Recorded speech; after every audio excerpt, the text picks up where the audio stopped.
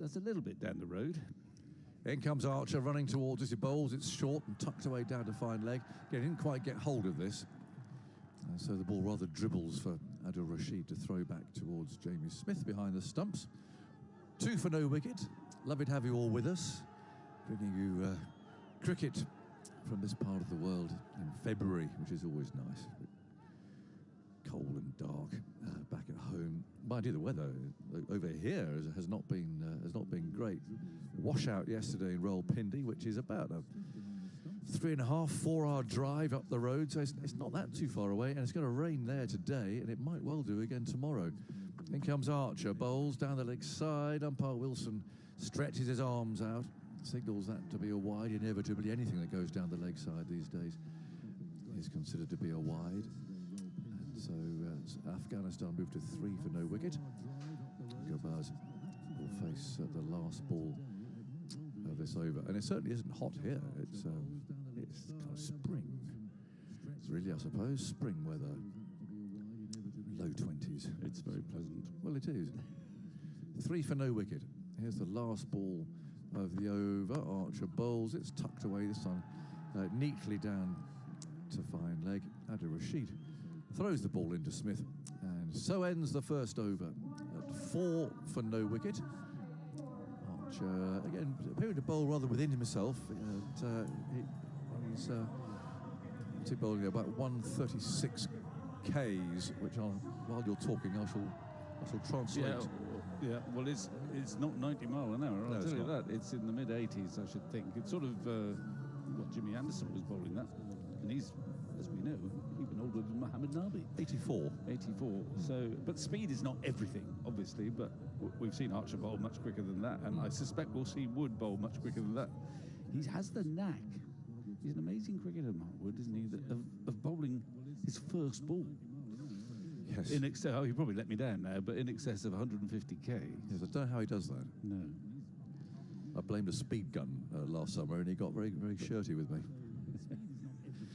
Well, there's 2 slips. I mean, 2 slips as opposed to 1. The ball did swing. So watching him warming up from this end, I know it's warming up, but even so, it makes no difference as far as swing is concerned. The ball did swing. So let's see. We've got the right-handed Gurbaz on strike. He's got 2, and Wood rushes in, and he bowls outside the off stump at a good pace. And Gurbaz plays no shot at that, allows it to swing away. That's not quite 90 miles an hour, according to the gun, but still a good pace. Rod Tucker, Australian umpire of many years standing, is on duty at this end. A big black hat on. There's a word there with Wood, who I'm sure will have said, how was the foot? And Tucker would have said, well, it's either okay or it's a bit tight close. mark. Yeah, you'd always have that byplay between the two. 4 for no wicket. Afghanistan winning the toss, batting first. Wood's on his way, and he bowls again, nice full length, and that did it from our angle here, which is not ideal for looking straight down the pitch, but it might just have drifted away a little bit on its way through. To Smith. There are 2 slips. There's a reflection maybe of that movement. And Butler's rubbing the ball hard there, mid-off, polishing it on his trousers. Handing it on to Mark Wood again, who walks just about a yard or so outside the circle before turning rather in reverse. And sprints in past umpire Tucker is there, and he bowls, and Gurbaz gets the ball on the off stump, pushing the offside, go for a quick single, and the throw hits the stumps. I think he's made his ground. There was a very good run. It's a tight one, yeah. But you can tell, of course, by the bails, the zinger bails, as soon as they flash, and they seem to flash well after the desperate dive there. Saw the batsman into his ground. It was Salt who did well. He's only had 1 stump to aim at coming in from point. Well, it's a good piece of fielding, but it's also a very good piece of running. No hesitation. They needed not to hesitate. And he put in the dive, quite rightly, to get there. But he's just there in time. Yeah. No, he's made that nicely. So Zadran completing that run. Ibrahim Zadran, he's not yet off the mark. And Afghanistan a 5 for no wicket. Little breeze, I can see tugging at the flags. As Wood runs up, bowls, and I thought he'd edged that for a moment. There seemed to be a little scuffing noise. Maybe it was bat on the ground. Well, there was a little bit of swing there. There was, definitely. And good pace too. I mean, it's quite obsessive. I mean, next to me I've got this wonderful screen with quite a few details in it, including the pace. But he hasn't quite hit 150 Ks, but he's around 148. And with the ball swinging, that's quick enough. Yeah, definitely. And he missed that by quite a margin. Taken well above hip high by Smith behind the stumps, who's quite a long way back there. He is a long way back. Wood on his way again. Shadow to his left. A big leap and he bowls, and that's nicely played out towards Salt again at cover. And no run. Mark Wood, a very enthusiastic player in the warm-up that I was watching a couple of days ago here. I hadn't seen this one before. It's a strange sounding warm-up game. Very competitive. You have two teams. Brendan McCullum with the tennis racket and a tennis ball. And the two teams take it in turns to kind of be in the arena, if you like. So it's probably about, 8 aside, or it would be 8 aside, wouldn't it, with 16, although Cast wasn't there. So I think Paul Collingwood made up the numbers. 5 for no wicket, last ball of the over. Wood comes in, bowls, pushed away again. An accurate delivery, which is fielded by Salt to end the second over. That's 5 for no wicket. Now, it doesn't sound, well, I don't know, it sounds a bit odd, but basically, the coach hits the ball, the tennis ball, high into the air, and the one member of the team with the helmet on has to get underneath it and head the ball for one of his teammates to catch. Two-handed catch, 1 point. One-handed catch, 2 points. And if you head it, and another member of the team also heads it, you get another point. So if it's No, you've got the rules. Very competitive. Obviously, someone has worked out. Very competitive game. Okay. In comes Archer, and he bowls down the leg side. Brushed something, I think, pad there. There was definitely a noise, and umpire Wilson doesn't signal a wide, so must have flicked Gabaz's pad, I think. He's on 3. 5 for no wicket. Obviously, some of the analysts have worked out that by a margin, a significant margin, you're less likely to get injured doing that than playing football. Well, he did. I did ask a stupid question when Wood was explaining the rules to me. I said, what a cricket ball? He said, no, don't be stupid. 16 cricketers with concussion. It's feel a bit of a fool. In comes Archer, bowls, turned away by Grabaz out to mid-wicket. But it's good fun watching it. I'd like to see it play with a bit of a wind, a bit of a cross breeze, because that would have made it a bit origin. But anyway, I just can't. I don't think we'd have played that. We'd have had some. Where's Fred Truman when you need him? Can you imagine Fred playing it? We'd have had some nondescript fielding practice, I think. Anyway, well, that's how they spend their warm-ups. Well, imagine when Fred played, there would be about 2 catches maximum, and then back for a cup of tea and possibly a bit of a puff or something. Yeah, absolutely. No, but they keep creating, because if you think they train virtually every day, you've got to make it different, haven't you? So they don't play football now. No, but they do play a form of that keepy-uppy sort of thing. Oh yeah. Which involves flicking one of the members of the team on the forehead with your finger. I haven't quite got the rules of that one. Someone who loses. 5 for no wicket. Archer again comes in, bowls. Played away out towards mid-on. Comfortably enough. Nice, accurate pace bowling here at the moment we're watching. Archer there, 89 miles an hour. That's recorded out, so he's starting. That's his quickest ball, I think, so far. Loosening up a little. But both have been on target, and both the Afghanistan batsmen just having a look. Nothing elaborate from them so far. No easy runs on offer. No. Vital game. Both teams need to win. They have to win. There'll be a loser at some stage tonight. In goes Archer, bowls, and that's runs into the leg side. Well fielded by Rashid. Can he save the second? Hasn't got much of a throw, so they will come back for the second. They picked their man there, rather, but he did save a boundary. Yeah, that was travelling. Yeah, he did a good effort, that. Diving to his left is all a bit desperate. But they know that from that range, there's always one to Rashid's arm. He is, by a margin, the senior citizen in this team. Certainly is. 37. 7 for no wicket. Gabaz 5. Abraham still not yet off the mark. Afghanistan choosing to bat first. in the hope that the pitch is going to slow up, but that wasn't the case the other night against Australia. And everyone involved in that game reckoned that it was easier batting second. Well, it's more really in the hope that they get a substantial score and then put pressure on a nervous. Well, it's going to be a nervous England batting lineup. Yep. Those spinners twirling away. There's a man out at deep backward square leg now. It's Archer bowls, and Gobels defends it. Archer trots through to Fields. 7 for no wicket in the third over of this Champions Trophy. So the loser today goes out. And, well, it is effectively a knockout match, although I have established it's not the quarterfinal. No. But when you get to that absolute knockout stage, it brings an extra tension and possibly an extra caution amongst the batsmen. This is a one-off game, and it adds to the spectacle actually.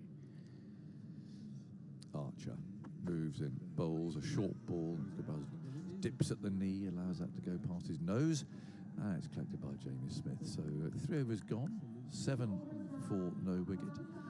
Archer's bowled a couple of those. Well, as I said, quite a lot, isn't it? It's a shame that it doesn't happen more in. It's certainly in white ball cricket, that in international cricket, that it really matters if you lose. The fact that the very catchy slogan for this Champions Trophy is "It's all on the line," and it doesn't happen enough in international cricket where it is all on the line, because it does. One-day cricket, it does bring that tension. Really matters. Now there's a change of bat going on down there. Ibrahim decided after 7 balls and no runs, he's going to have a change of willow. That's superstition. Do any good or not? I don't think there was any breakage to his original bat, as far as we can tell.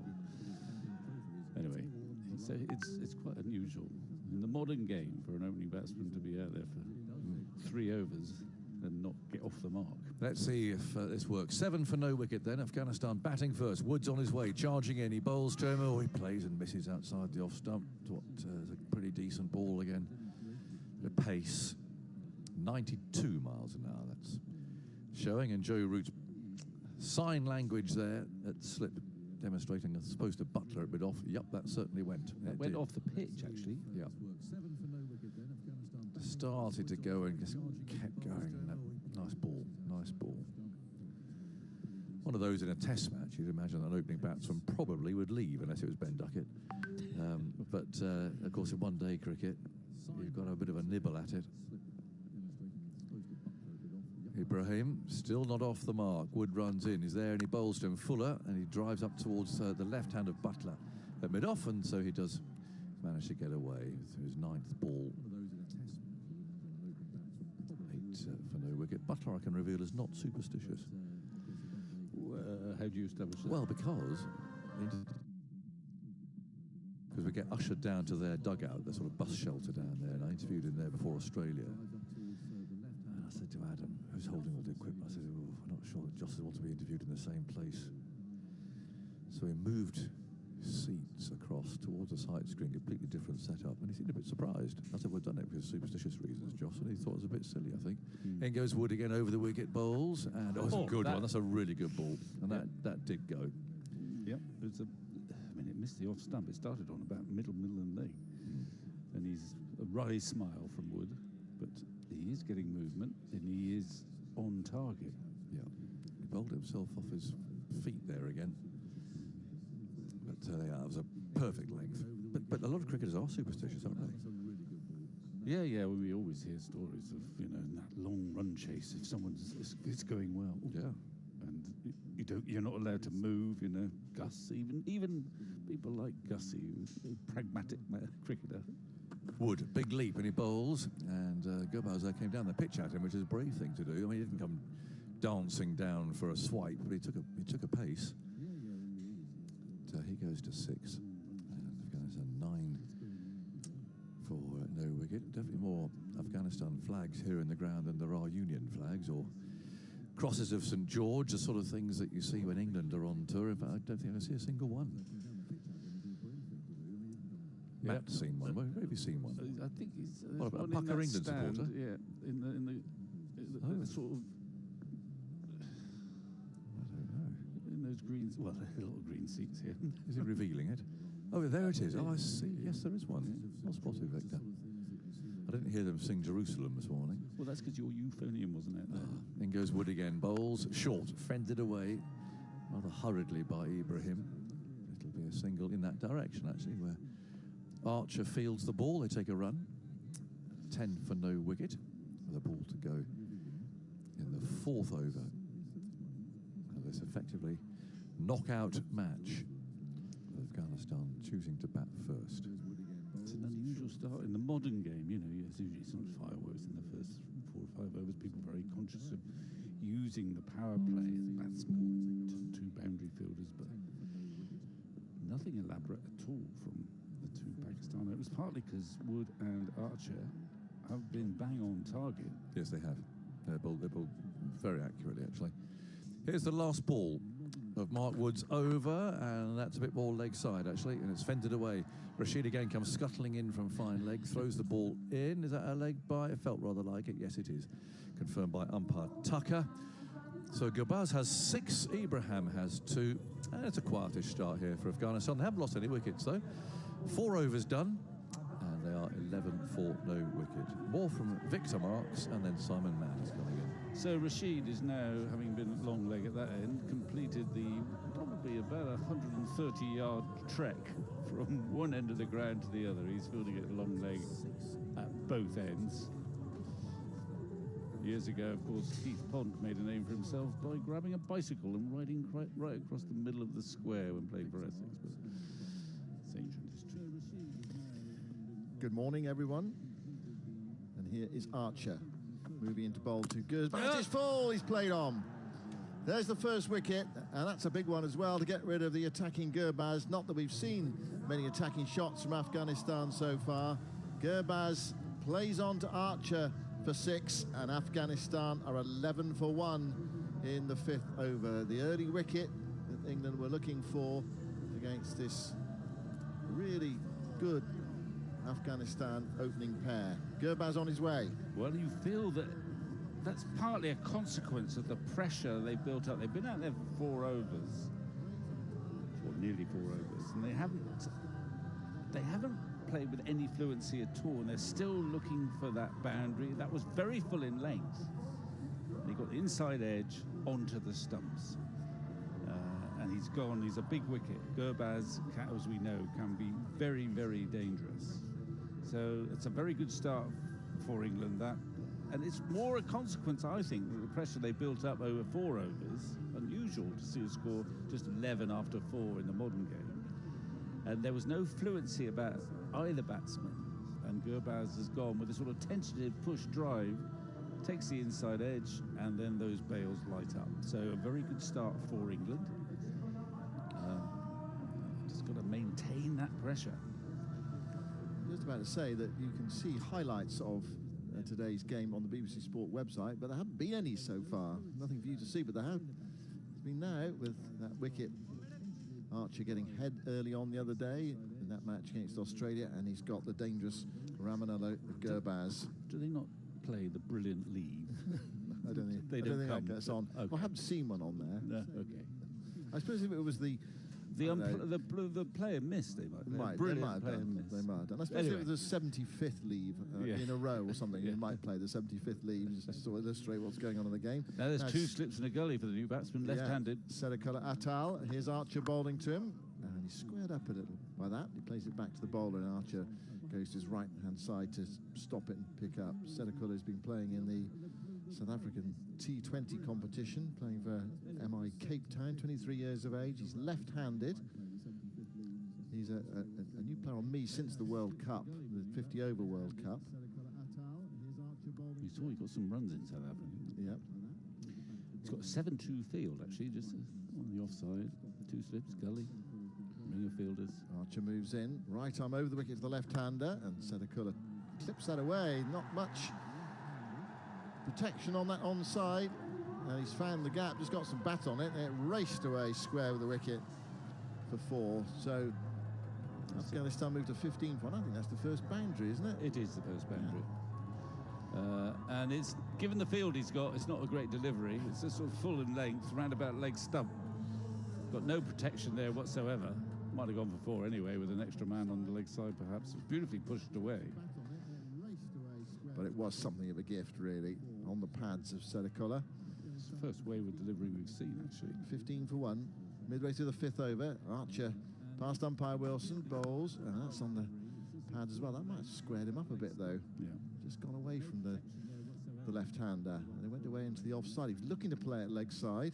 Well, it's very tempting. There's such a huge gap there. There's a man at mid-on, and there's a man at wide, long leg. And then there's a square leg umpire, and that's it. Yeah. He used to play straight like you, Victor, in Lahore street cricket the other day. Getting in behind it, weren't you? Playing it back to the bowler. Oh, absolutely. I was trying to educate some of the younger people there about the forward defensive shot, because they wouldn't have seen many of those lately. I'm not sure you get in the modern England one day team. But here's Archer bowling, struck in the pad, shout for over, a big shout. Might have been 2 signs. No, there wasn't. Joe Wilson's given him out. He's thought about it, and he's raised the finger. The 2 batters are having a chat mid-pitch. I think It's a really confident shout from Jofra Archer, and Joel Wilson gave him the finger. The finger was raised. He's got 3 seconds. And he's reviewed it just in time. I mean, if he thought he'd hit it, then he would have gone straight away. Yeah.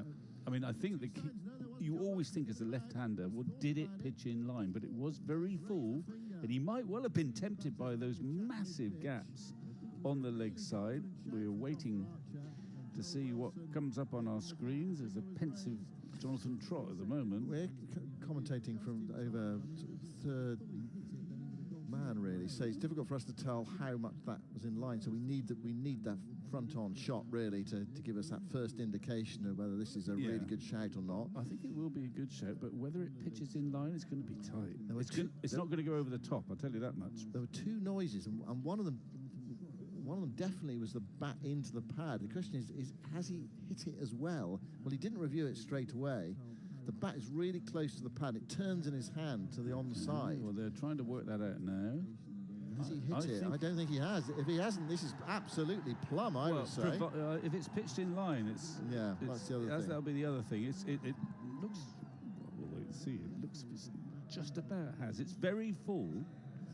Ergo, it's not going to go over the top, and it's going to hit the wickets. I don't think there's much doubt about that.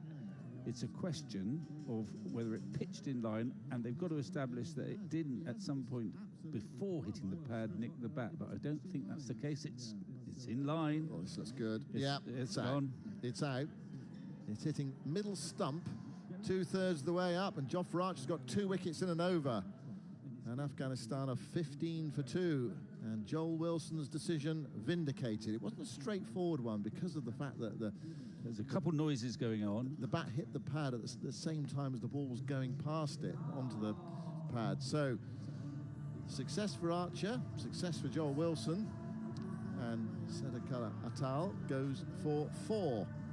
And just the start England were looking for. 15 for 2, Afghanistan in the 5th over. Absolutely. Archer's got the 2 wickets with full balls. I think he probably was tempted by that huge gap on the leg side. I mean, I'm not sure whether that's an England ploy. You invite him to play that ball through mid-wicket. He was slightly across it, but it was full, and it was pitching on leg stump. He gets quite close to the stumps too, Archer, so it's not as if it's going to go a long way past that off stump. It was hitting middle of middle. So England, it's almost the perfect start, because not only have they got the 2 wickets, but there's absolutely been no momentum to the Afghan innings. We're in the 5th over now, and they're 15 for 2. We've seen mayhem in the first 10 overs very often. We've got 2 wickets in this over. And it's time, actually. So far, we've got the England pace bowlers asserting themselves. Wood hasn't got any wickets, but he's contributed to the pressure by being bang on target. So Ramat Shah is in at number 4 for Afghanistan. 2 slips are in. Archer with 2 wickets in the over. 1 ball to come. And Ramat tends to be a rather more measured, isn't he? Yeah, measured player. I mean, well, that's what just seeing the replay again. I mean, he was looking. There was a ball on the pitch just in line on leg stump. He was looking to flick it away again, didn't he? He was, and he was a little bit late on it as well, wasn't it? I mean, just see what pace it was. It was a slight slip and a leg slip in. Ramat's up on his toes to a ball short of a length, dabbed away towards backward point. There's no run. Well, that's the end of Archer's over. He conceded the first boundary of the match, but he's also picked up a couple of wickets. We've got some highlights now of the BBC Sport website. Absolutely, we have in that over. 15 for 2 after 5 overs. You're listening to Champions Trophy cricket on 5 Sports Extra and the ICC website. And England have made a good start. Yeah, for what it's worth, I think that wicket-taking ball is probably the quickest that Archer's bowled in this spell, but only by a small margin, but that was up to 146 Ks. And he did beat him more for pace than anything else, because it didn't have time to move because it was so full. Right, Mark Wood looking to join in. Zadran, the right-hander, Ibrahim Zadran, 2 slips in. Wood goes charging in and bowls to him. It's full, he drives, Wood slips over, one hand comes off the bat, and the ball goes up to Joss Butler, who's fielding it mid-off, and there is no run. Zadran, who played that wonderful innings for Afghanistan in that match against Australia in the World Cup. They got a bit overshadowed in the end totally overshadowed really by Glenn Maxwell's stunning innings for Australia, but he made 129 not out in that game. So a really decent player at the top of the order for Afghanistan. The highest score of 162 against Sri Lanka and Palakeli. Wood bowls to him, and there's a flash of that one outside the off stump, looking to carve it over the inner ring on the offside.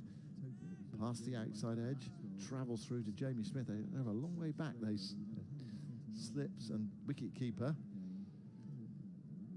2 batters have a quick chat in mid-pitch. Well, they'd love another one.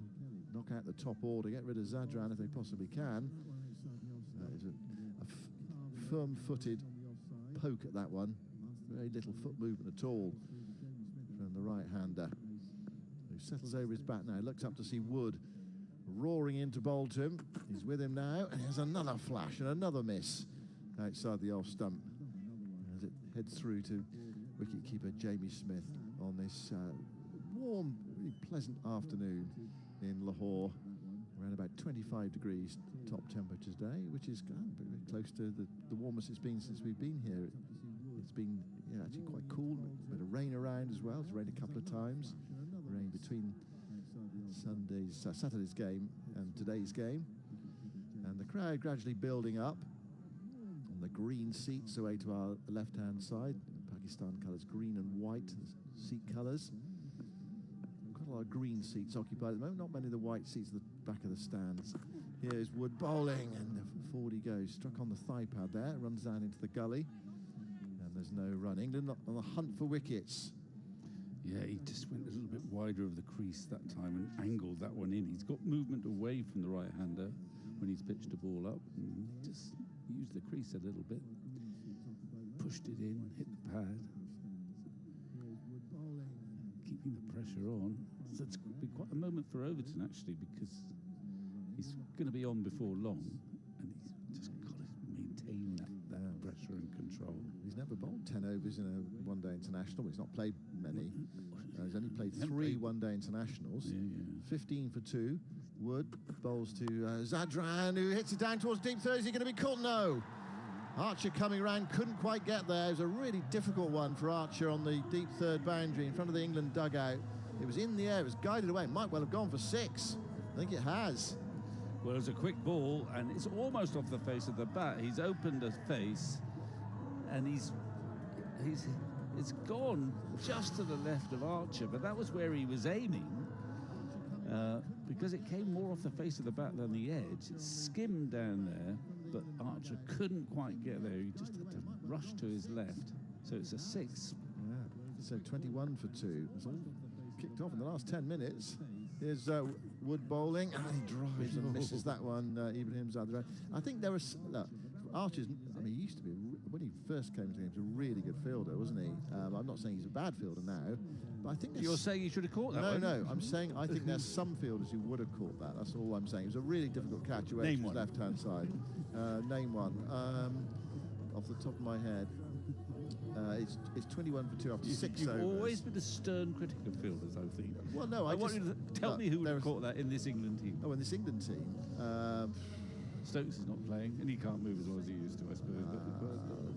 Well, I don't know. Brooke might have caught it. Butler might have caught it. Salt might have caught it. Anyway, Okay. But the only I point I'm don't ex- making, the only point I'm making is that it wasn't an impossible catch. That it would have been a brilliant catch if he got there and taken it. But he kind of probably needed a dive and something brilliant. Anyway, he's got 2 wickets so far. He goes in now to bowl to Rama. I know you were a hopeless fielder, Victor, so that would have been a miracle catch beyond miracles for you. But. No, it's just I'm a slightly more generous soul. I mean, that was not. I don't think that's. I mean, in your book, it's gone down as a chance. No. On my pad, it hasn't. Anyway, Okay. See you perhaps later. Timer would have caught it. See you later. Yeah, Tamal's with us. It's at 21 for 2, start of the 7th over. So Archer right at the heart of the action so far. It's Ramat Shah who's yet to score. So he's a couple of deliveries. And the right-hander faces Archer. He's up on his toes, guiding that away towards backward point. And there is no run. What have you made of it so far, Tamal? It's been good viewing, hasn't it? For if you're a fan of fast bowling, I've been watching I've got the screen up on my monitor here in London, and Ian Bishop and Simon Dool are having a really good chat about fast bowling and really delving into actions and such, which I'll elaborate on maybe a little bit in a second. Well, it's your specialist subject, isn't it? As a fast bowler yourself, actually, Joel Wilson just holding things up at the moment. Quite sure what's happened. The square leg umpires come in over the stumps. I don't know whether they're not quite as they should be after that bold dismissal in the previous Archer over. Just checking on that. Anyway, Archer goes in, bowls to Ramat, who comes forward and guides that away towards mid-off. They're off for single, shy at the stumps, then on at the striker's end is wide. It's collected by Smith, and Ramat Shah is off the mark. 22 for 2. Yes, they're basically going through Jofra in particular, how he's mainly bowling in swingers now, and is that by design in terms of looking to really move the ball early, or is it a result of his injuries and his action, and has he maybe lost his wrist a little bit, but kind of trying to capitalise on that loss of wrist by getting the big movement, because he just wait as Archer goes in to bowl to Zadran, who flays that away through the offside. That was a stand and deliver stroke on the up through the offside, crashed the deep backward point boundary, and not those 4 placards being waved by those supporting Afghanistan today, and there are plenty of them as well, and lots of flags being waved. Good counter-attacking stroke from Ibrahim Zadran, takes himself to 12 and Afghanistan to 26 for 2. Just continue, Timal, about he's lost his wrist. What do you mean by that? So he's bowling big in swingers. So they were pretty much debating whether that was by design. So is he trying to bowl big in swingers, or Simon Dool in particular mentioned in the previous game as well how Joff's arm slot. Archer bowls. That's driven down the ground by Ibrahim. That's a fine stroke. Straight down the ground, beats the dive of Butler at the mid-off away to his right-hand side, up to the long-off boundary, and consecutive 4s for Zadran. Takes Afghanistan to 30 for 2. Yeah, great couple of boundaries there for Ibrahim Zadran. I just played with him actually in the ILT20. He's a talented stroke maker. Maybe plays spin slightly better than pace, but really important for Afghanistan to capitalise and score boundaries and keep the scoreboard ticking over. Archer bowls to him. That's a short ball. He tucks underneath. He goes flying through to Jamie Smith. Just getting a bit short at that time, Archer, after being driven square for a 4 and then down the ground for a boundary. So 7 overs gone. 30 for 2 is the score. Ramat has 1 and Ibrahim has 16. And back to my point, so Mark Wood obviously bowling higher pace. He's in the 90-mile-plus zone and really getting that away movement, but he's starting it from wide, but you saw a couple of deliveries when he really got it perfect, when he was pitching in and around off stump and then tailing away. Jofra Archer, when you're bowling in swing, you can tend to leak a little bit more because when you're angling it and swinging it into the pad, sometimes you can drift down that leg side, you can drift onto the pads, but it means you're keeping the stumps in play. Wood's about to begin his 4th over, no wicket for 10 so far. Goes into bowl to Ramat with 2 slips in. He's forward angling that away. It's a very good stop at backward point. It was heading down towards the deep 3rd boundary. Overton there, that backward point area. Saved a run, or possibly 2. That's Harry Brook away to his left-hand side. Sprawling out with his right hand. Keeps it down. A dot ball, Wood starts his 4th over. 30 for 2. Just switched on a Wednesday morning. Gurbaz out for 6, played on to Archer, and Sedekul Atal LBW to Archer for 4. He reviewed it, but Joel Wilson got it absolutely right. Ramat on strike, comes forward, thickish outside edge on the drive, down towards deep third. Straightforward piece of fielding for Archer in front of the England dugout down there. So one more run to the total for Afghanistan, 31 for 2. Of course, big game for both sides, isn't it? Both sides. The loser of this game is out of the tournament. Everybody will know that going into the game. It's not where you want to be after only one game, but it's a long way to go. I think that's one thing we've learned at 350 over cricket is they play out over the course of the day. You don't need to panic too early in the innings. If you're Afghanistan now, you've lost 2 wickets. You might just have to consolidate and build and give yourself a chance later on. Wood spins round and bowls to Ibrahim Zadran. That's full. It's driven nicely through extra cover. Runs from here. At least 2. They might get 3. The ball goes nearly to the rope. Throw comes in. Oh, and the batter struck the initial stroke. Ibrahim Zadran slipped at the crease. He was turning for the 3rd there. And the non-striker Ramat was on his way down and had to scuttle back. And so England managed to keep it down to 2. 33 for 2 in the 8th over. It was a really interesting talk. I mean, the toss, you can obsess about it a little bit, but England in that last game against Australia saying, oh, we want to, it was difficult bowling in the back end of the game, so therefore you thought they might want to bat second today, but Josh Butler at the toss saying we wanted to bat first, and that pressure these sort of games bring, sometimes you think philosophy is just bat the opposition out of the game, or try to, because England did struggle against Afghanistan that World Cup match, batting second.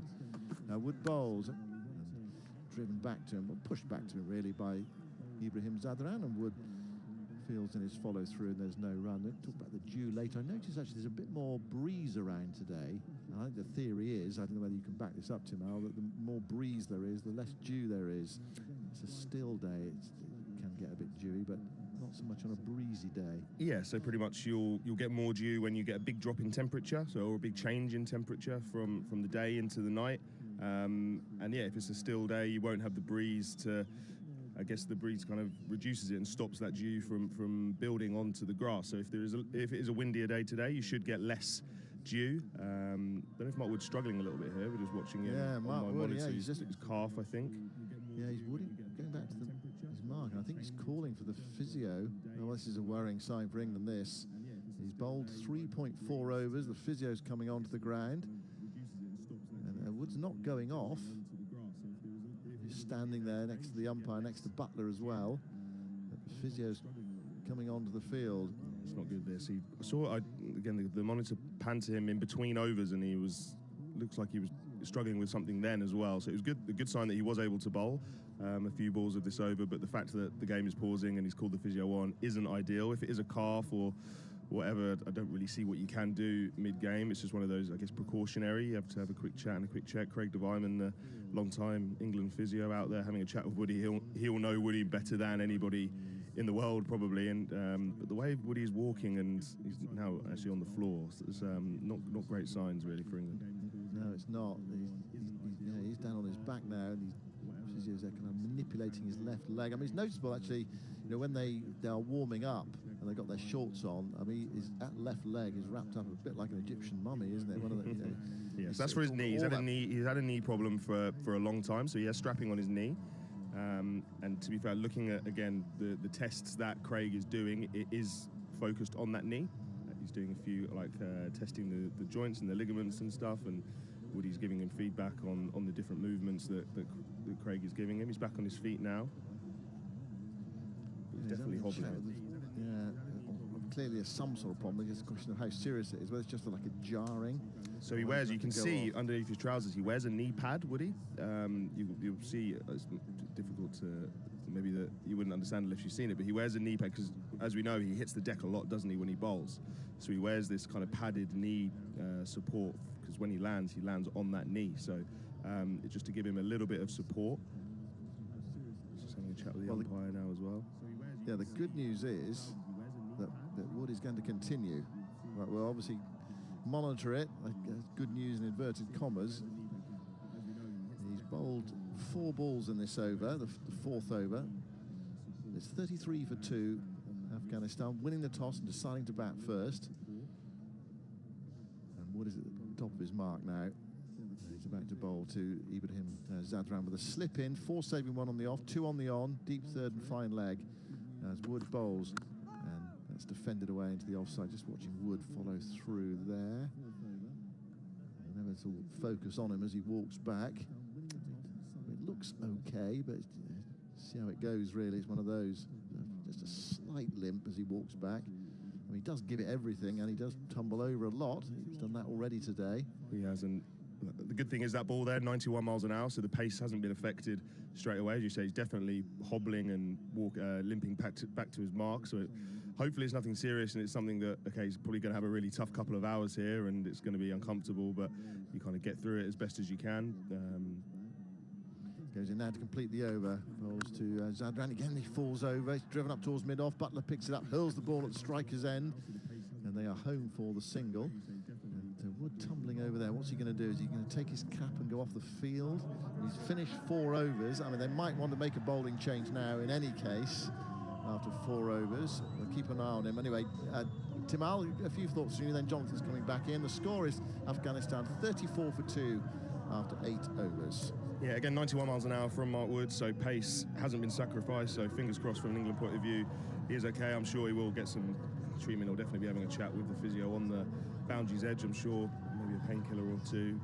I guess the worrying thing is that it is his landing leg, his left leg, so keep an eye on that. Does he lose that braced front leg? It looked like it was okay for those last couple of balls, so fingers crossed from an England point of view, he'll be okay, because he's going to have a big job to do for the next couple of hours. Yeah, he's leaving the field. Doesn't look great while he's moving off, I must say. Craig de Wyman there, the physio, seeing him off. Archer's going to continue. 34 for 2. Archer comes in and Ibrahim defends and plays the ball towards that dugout there. He's on 19. 34 for 2. And England already juggling a 5th bowler. Really don't want to be without Mark Wood's full contribution as well, because they really are going to be having to rely on, well, Root, I guess, to bowl more than you'd probably want to. Woods bowl 4 overs, that's all, so there could be 6 overs light. 34 for 2. Archer comes gliding in and bowls, and is steered down to 3rd man by Ibrahim, the right-hander. He moves to 20. Jamie Overton's down here now, so in the pole position to come up and take over from this end, although he doesn't seem sure. He just pointed there to Duckett, who's at slip, and made that hand movement to say, am I bowling that end? And Duckett said, I don't know. So he's now gesturing towards somebody else. Word hasn't, I don't think, reached Overton yet. He's got to loosen up. He's waving. Butler's down at mid-off. It's quite a long way away. And Overton wants to know. Because you do want to know, don't you, Timon, if you're going to bowl? 100%, yeah. You want to give yourself that overs time. Here's Archer, and that's played away towards his right hand by Ramat. Double test centurion. There are a couple in this Afghanistan side, actually, who have that to their name, so they can play. Sorry, just to go back to what I was talking about with Simon about the fast bowlers and Jofra Archer in particular. Stefan Schemmels just sent me some stats through about Jofra, kind of pre and post injury, and what he's looking to do. So before his injury, 18% of Jofra Archer's deliveries were in-swingers in overs 1 to 10, and since he's come back from injury, that number's now jumped up to 35%.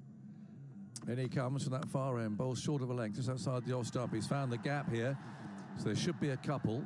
Ball rolls away towards the deep point boundary. It won't go all the way. Brook pursues it successfully, throws the ball on the bounce to Smith. Ramat takes 2, he goes to 4.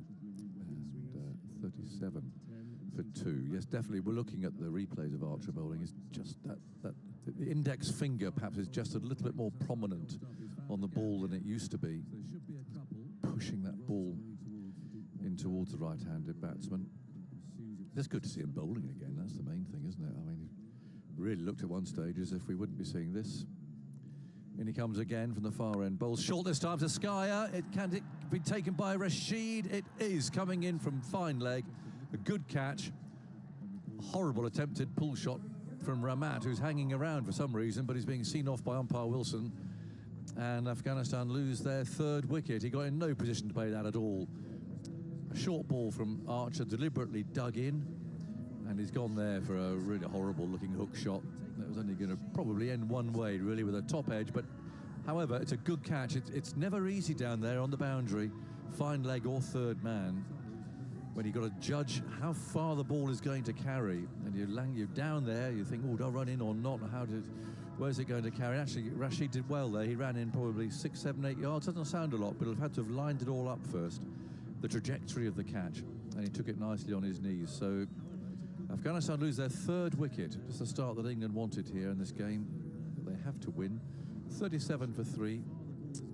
And Ramat, one of those who can hang around and occupy the crease for those 50 overs, is on his way. So a pretty decent start this time out. Yeah, absolutely. And as you say, really good catch from Adil Rashid. It's one of those, as you mentioned, that as soon as it goes in the air, you have to judge whether, okay, is it coming at me, is it going over me, or have I got to run in? And Adil did a really good job there, picking that up really early and making the adequate ground forward.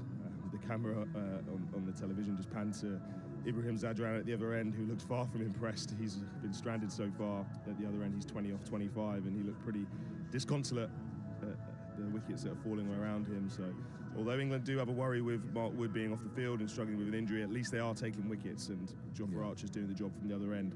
3 for. Always like to big up catches at third man and fine leg, not least because I fielded down there. Same. They always look easy, don't they? You know, they're always going to go run in a few yards, but actually all that calculation does have to go on because you don't know if it's at the middle of the bat, the top edge of the bat, like that one has done, if it's spinning, if there's a wind blowing. All these things have to go through. So I think it's the hardest place to field, actually, Timal. I don't know if it's the hardest, but it's I think we're pulling a leg. 37 for 3. We're getting a bit of trouble. Here comes Archer, bowls a bouncer, and Hashmat, the left-hander, ducks under that. And it's taken by the keeper, Smith. So no, it's not the hardest place, but it is. There's a little more that goes on when you're lining up a catch down there on those boundaries, because they can both be swerving around off a thick edge. And so there we are, 37 for 3. Hashmat yet to score, and Ibrahim at least is doing his bit. And let's have a look. Jamie Overton is coming on at this end. So replacing Wood, who will keep an eye on what's going on as far as he's concerned. It looks as if it's his left knee, which has caused him some trouble. Overton then back in the side for the injured Cast. Bowls. His first ball's driven nicely timed, but runs up to mid-on. And there's no run. So Ibrahim trying to hold this together against Overton at the moment. Is a man mountain, really. He's an enormous man, the broadest of shoulders, and he can bowl at a decent pace, of course. But, coming in here to this vital game, he wheels round well inside the circle. It doesn't run as far as some of the others. He's there now, and he bowls on about leg stump. Played by Ibrahim out to mid-wicket. He's on 20. Talk to us about the stadium in Lahore. Obviously been completely revamped. I played there last year, where they've removed all the roofing and the protection, haven't they, from the yes, from it's going to go stands. back. They haven't finished it yet. I was shown a picture this morning of the far stand, so the one where the players change, the dressing rooms and so on. There's some posh boxes that only a month ago was a building site. Yeah, that's completely changed since the last time I was there. None of that was there. No, and I mean, from the outside, it looks completed. In goes Overton, bowls, and that's steered away to third man through where maybe a third slip would have been.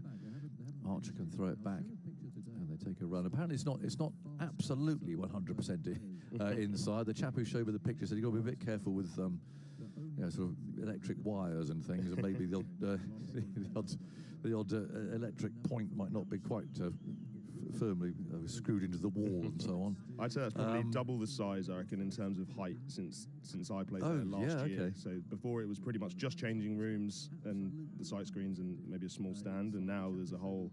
Yeah, they've gone up. Yeah, really good job. It looks well. It does look very good from here. But there is going to be a roof going on to give some protection. Overton bowls outside the off stump, a bit of a swish there, a bit of a limp shot from the left-handed Hashmat, who then lets the ball go, as it were, second time round, which probably would have been a better option. But it's been completely rebuilt, this ground. I mean, all new seating. It's really very comfortable indeed. Looks great. I think it's about 35,000 the capacity now in Yeah, about the same crowd that watched Steve Finn in action yesterday. Have you been watching that, Timal? I saw some clips. I saw Finney getting smacked about by Sachin Tendulkar. Yes, he did. Here's a swish outside the off stump, and no shot taken by the keeper. Yes, he's had a rather unfortunate return to international cricket, I think it's fair to say. Our dear old friend Stephen, he's gone. He's playing in the Masters in India, and I think to be fair to say he possibly got the short straw. He's opening the bowling at Sachin Tendulkar, who even at the age of 51, I think can still bat a bit. Yeah. Shane Watson, I saw scored 100 in that tournament as well. Did he? Then goes Overton round the wicket again. Bowls has a thick edge. They pick a single up there down to Rashid. But poor old Finney, so he bowled 3 deliveries, opening the bowling for England against India, bowling at Sachin Tendulkar, and 2 were okay. The 3rd ball he went in the back, and the 4th ball was slammed through the covers by Tendulkar when poor old Finney clearly can hardly get his arm over. And that particular shot has been doing the rounds on social media. I mean, you'll see it scorching the turf or whatever ground it was in India. And I think he went for 12 in the end off his only over. And he has told me, and I hope I'm not breaking any sort of news embargo, but I think Steve Finn has now officially retired from cricket because he's gone in the back. He's hobbling round, poor chap. And so he's done. He went all the way there, bowled 3 good balls, back went, and he's all over social media. But if anyone is watching it and saying, ho, ho, look at Stephen Finn, he has done his back when he bowled that ball to Tendulkar, which is rasping through the covers. So anyway, dear old Finney. I think he knows the time is up. 39 for 3, in comes Archer and he bowls. And this first ball of the next over, which is the 11th, is played down to mid-off. Interesting, Josh Butler going back to Jofra and keeping him going for a 6th over, just with that injury to Mark Wood. Hopefully he's going to get some treatment and come back out to bowl, but I guess my captain's head on thinking worst case scenario, you lose Woody for the rest of the game. Jofra becomes even more important, doesn't it, as the innings goes on? But but they're obviously thinking wickets. Yeah. Can he get another wicket? Then comes Archer round the wicket, bowls, and sways out of the way of a short one, which is taken by Jamie Smith. You've not been tempted by the Masters, Timal? You haven't gone out there, joined Monty and co? Well, it's one of those. So as soon as you play in those, you're not allowed to play in the Blast or you kind of they're not sanctioned. You're officially retired. Tournaments. Yeah, so you have to kind of officially pack your lot in by playing domestically. So that's why you get the names that are playing in those tournaments. Right. Well, there's still time in the future. Maybe. Oh, 100%. I'll be there. Don't you worry. Hope it lasts longer than 3 balls. Here's Archer, bowls short and mistimed forcing shot here from Hashmat. Finds Salt at point. But different countries have different rules because there's some of the players playing for the Sri Lankan team in that tournament that are still on the franchise circuit, so their rules are different. So they've actually got some young players in there that have just retired from internationals but are still playing at a good level. Well, Finney had nets and everything. I mean, he trained pretty hard for it. 39 for 3. Afghanistan choosing to bat first. Archer comes in and bowls, and that's a defensive stroke this time for the left-handed Hashmat, and Archer is able to follow through and pick that up. But there's a worry here about Mark Wood and his knee, which is so heavily strapped. I mean, you see it in training when he wears shorts. He must bring rolls and rolls of tape out to strap that up every time he does anything, really, even playing that heading game I was telling you about. I mean, he straps his knee up for that. He doesn't take any chances. But despite all of that, he's hobbled off, and he's only bowled 4 overs. Archer cruises in and bowls a bouncer. Hashmat's underneath that. Umpire Wilson's called that a wide, which in the old fast bowlers union along there with Archer, I feel a bit sorry for him there. It was a lively ball, and must have been quite borderline, I think, to being called a wide. But it's a ruthless game these days as far as bowlers and accuracy is concerned, as we know. So 1 more goes to the score. Archer turns in the distance. He's got that new stand behind him. Wilson tenses up. You can hear him coming. Round the wicket he is now and bowls, and that's another defensive shot from Hazmat, who seems quite happy to see Jofra Archer off here. He's got 1 ball to go in his 6th over, and surely he'll have to have a break then, and maybe we'll see Adil Rashid coming off at that far end. But certainly, you can bet that Butler's brain will be going as to how he's going to try and work out how he fills in now, not just for one bowler, but maybe 1.5. 40 for 3. Archer round the wicket bowls. He steps away here, has a bit of a swipe. Again, he looks rather optimistically at umpire Wilson, who perhaps more charitable this time about his assessment of that, allows that to go through as a dot ball. So it's 40 for 3. 11 overs have been completed by England. For stronger, thicker and shinier hair. 6 overs, he's taken 3 for 22. NutriFactors Biotin Plus, the only biotin you can trust. And Jamie Overton conceded 2 from his first over. And interestingly here, we've got Overton off after that first over. Adil Rashid is coming on from that end. So, well, maybe Overton will return up to that far end, but Rashid clearly prefers this. And he's going to bowl his wrist spin. Let's see how he gets on. Yeah, I was thinking, would it be Rashid early, or would Joss look to get that 6th, 7th bowler route and Livingston into the game soon? But he's gone with Adil again attacking. Well, he'll just feel that he's a wicket away, really, from putting some big pressure on, isn't he? So Rashid it is. Then he's got a slip, which again reflects the situation, at least as Joss Buttler sees it anyway. He's got a slip, but also a long off and a long on. And Rashid creeps in, bowls on the off stump, and that's pushed away off the front foot by Ibrahim to cover. And there's no run. So Archer at backward point, Salt's out on the point boundary. Butler's at cover. Long off, long on, mid-wicket. Quite straight, saving a single. Man behind him out on the deep square leg boundary. And a short, fine leg as Rashid bowls, leg side-ish this time. Turned away for Harry Brook to field there inside the circle. And there's no run. Crowd growing slowly. It's not packing the rafters yet. Well, mind you, there aren't any rafters to pack. The roof hasn't been built yet, but if you know what I mean. It was a good crowd by the end of the England-Australia game, wasn't there? It was. Rashid again bowls, driven back at him by Ibrahim. Well, no, this chap at breakfast said it's going to be full today, but he did say after 6 o'clock, which I guess is when work ends, and it gives people time to get in because the security. I mean, the cordon today was quite extraordinary. 40 for 3, and this is tossed up, slower ball, driven down the ground to long off. Brook Fields, they take a single, 41 for 3. I don't know how many vehicles were in that today, including fire engines, ambulances. There was sort of a tank in there as well, all to get the players to the cricket match and the umpires. I don't know, 20 vehicles maybe, something like that. Streets are all closed off. And, the convoy just passes through at some speed. 41 for 3. As this next one is pushed away by the left-handed Hashmat, and Rashid Fields as he follows through. But it's a sobering thought because actually just behind us is the roundabout where the Sri Lankan team bus was attacked. So really very close to the stadium. 41 for 3 as Rashid tosses this up. Flicked away for a single again to Harry Brook, coming up from deep mid-on.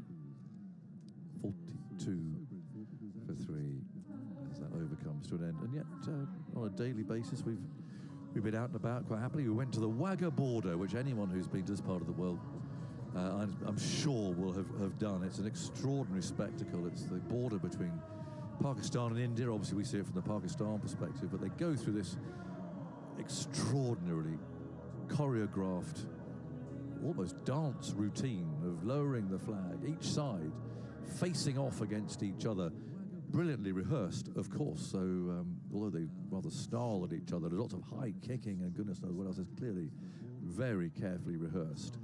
A huge crowd watching, cheering, and there's people there, sort of cheerleaders trying to get more noise and everything. It's an extraordinary spectacle. We were there to watch that day before yesterday. 42 for 3 as Overton, as we expected, does come back from that far end. I've put a little reel, as they call it, I think on Instagram, if you're into that sort of thing, just to demonstrate it. It is absolutely extraordinary, and just shows with a handshake at the end. Even a border crossing like that, one of the more intense, I suppose, in terms of geopolitics, much more intense in India and Pakistan, but it still ends with a handshake, and then both teams, as it were, retire with their flags. And we'll see you tomorrow, mate. Yeah, okay. Same time? Yeah, okay. And off they go, and the crowd scream and yell and cheer. 42 for 3, in comes Overton and bowls. It's steered away to third man. Archer's down here now. It's been a change of ends for him as well, a change of scenery. And back they come for one. Victor, you were there. Yeah. Have you ever seen anything like that in your life? No, I don't think I have. And well, the choreography, they were going through the same kind of routines on each country, facing each other. Yeah. But they were doing exactly the same. The border goes back, the barrier goes back. So there are just these two armies against each other, mirroring precise movements with extraordinary high kicks. I mean, you wouldn't want too many fast bowlers doing that. You go in the hamstring, but they clearly rehearse this. Comes Overton, bowls, and it's tucked away to mid-on firmly, and there's no run, and it's clearly competitive. It feels aggressive, and yet there's something slightly Ministry of Silly Walks about it. Yeah. And I think the Pakistan soldiers in particular, they've got to be about 6'5" before they consider them. Huge. And as for the Indian flag, I've never seen anything that high. It's the biggest flag we've seen. Yeah. So Pakistan are therefore building their own, building their own stadium. I mean, it's an extraordinary setting. Here's Overton bowling.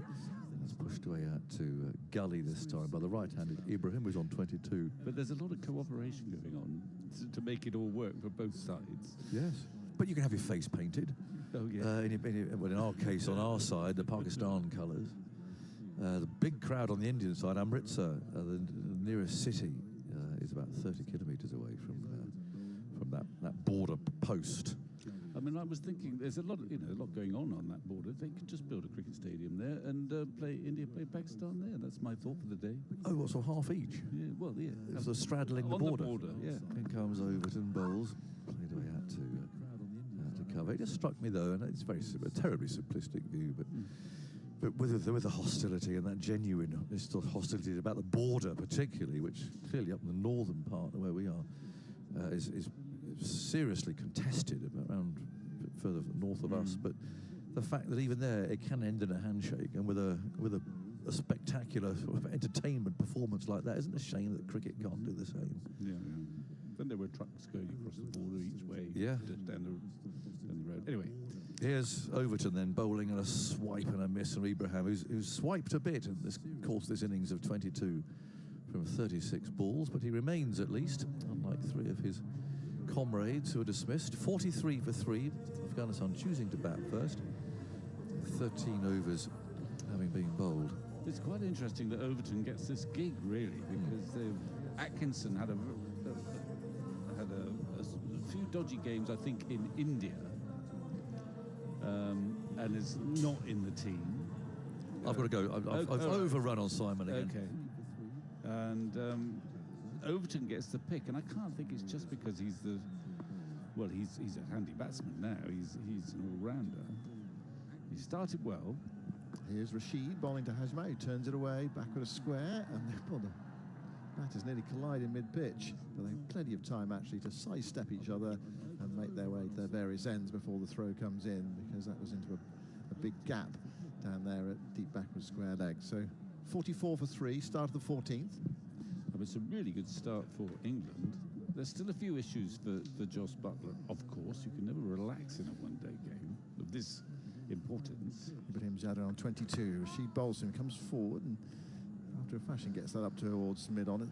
Not entirely convincing stroke. Picked up by Livingston. One more run to the total. Ibrahim goes to 23, and Afghanistan to 45 for 3. Start of the 14th over. I can tell you that's the... Hold on. Get this absolutely right. The last time England took 3 wickets in the power play.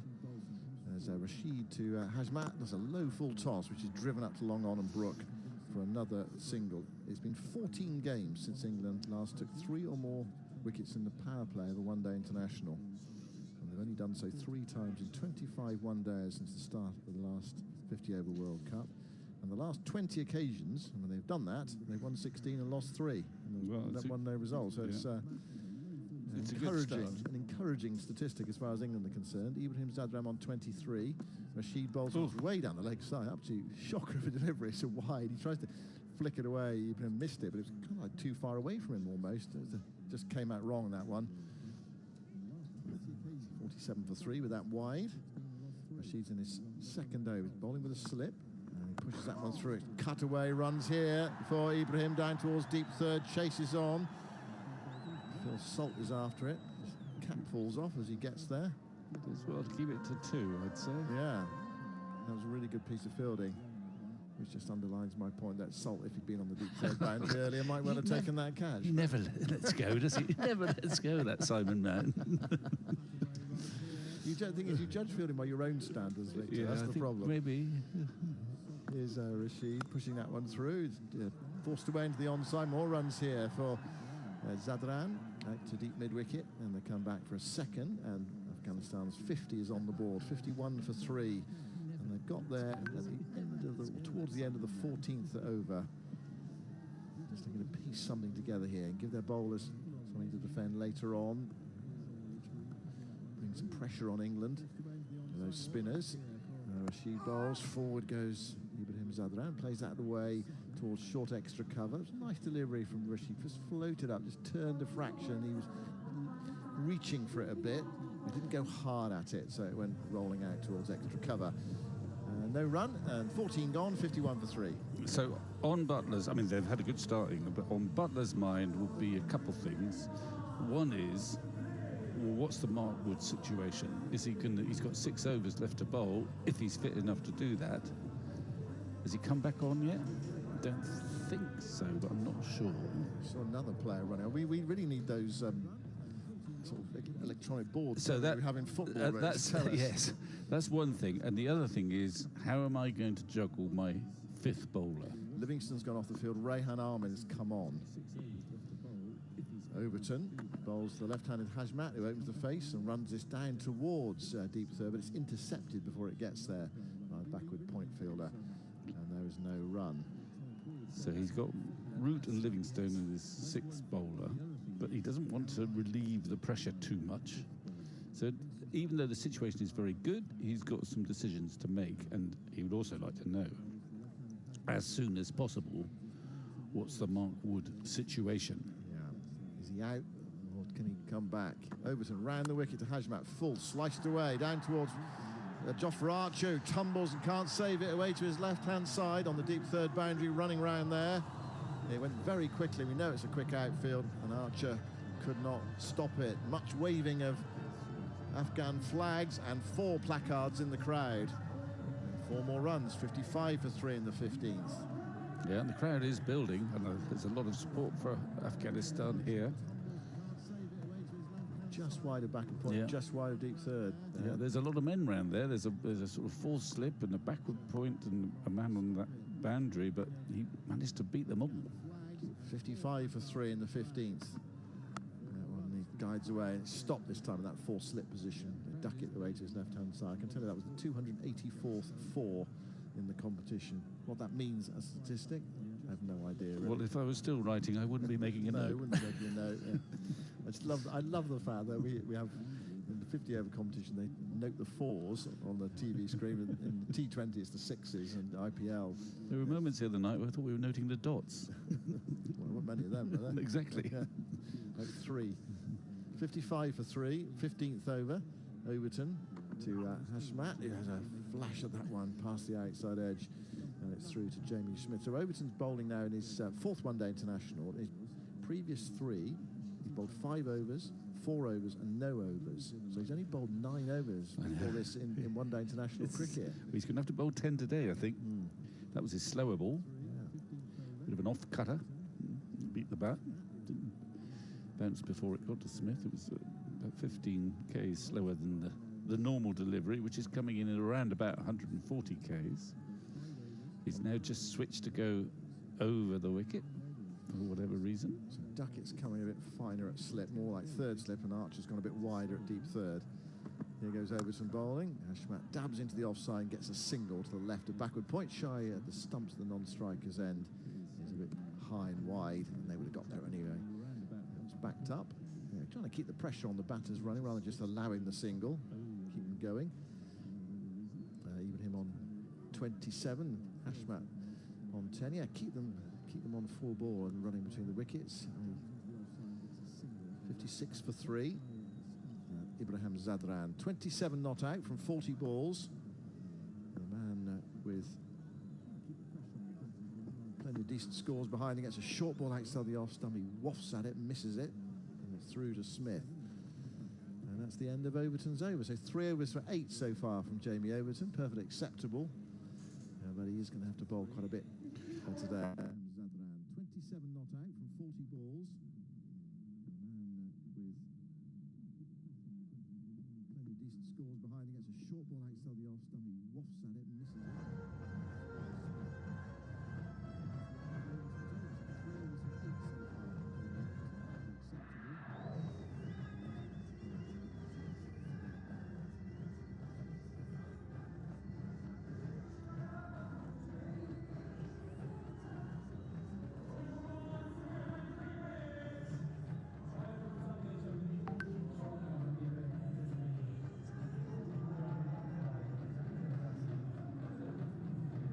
So far, Rashid is usually his go-to trump card, and he's the only real spinner of quality in this team. So he's got to juggle when to use them. He's got to think about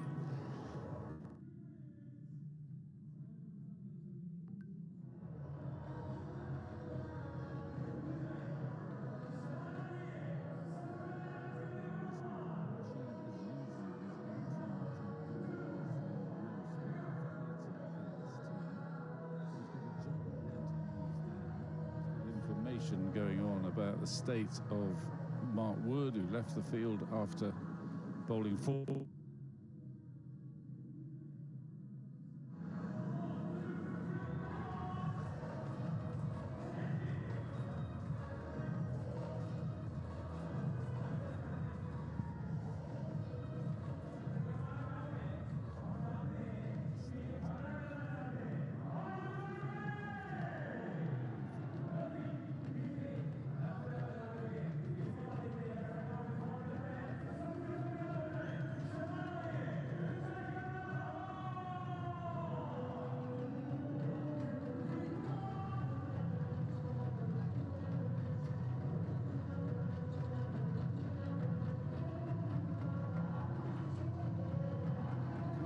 Too far ahead. You're just going to get through this game.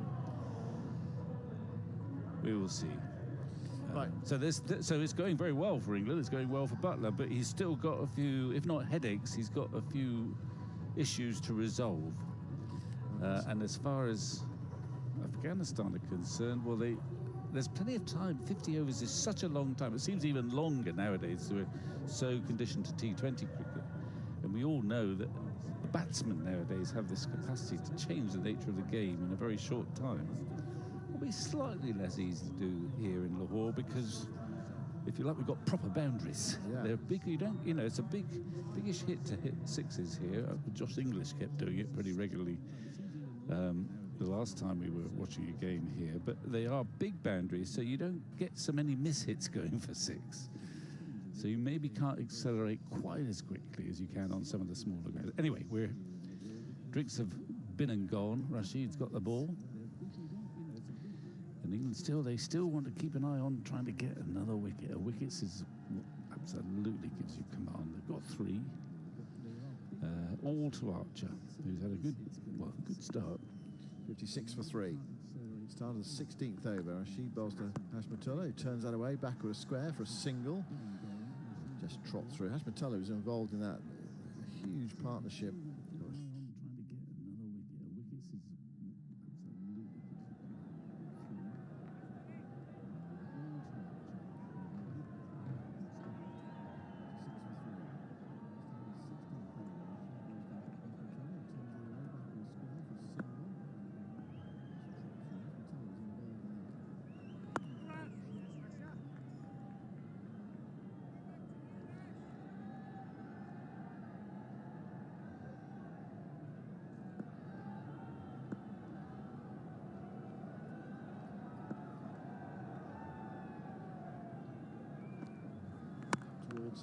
Long off, Hashmatullah. It's on strike now.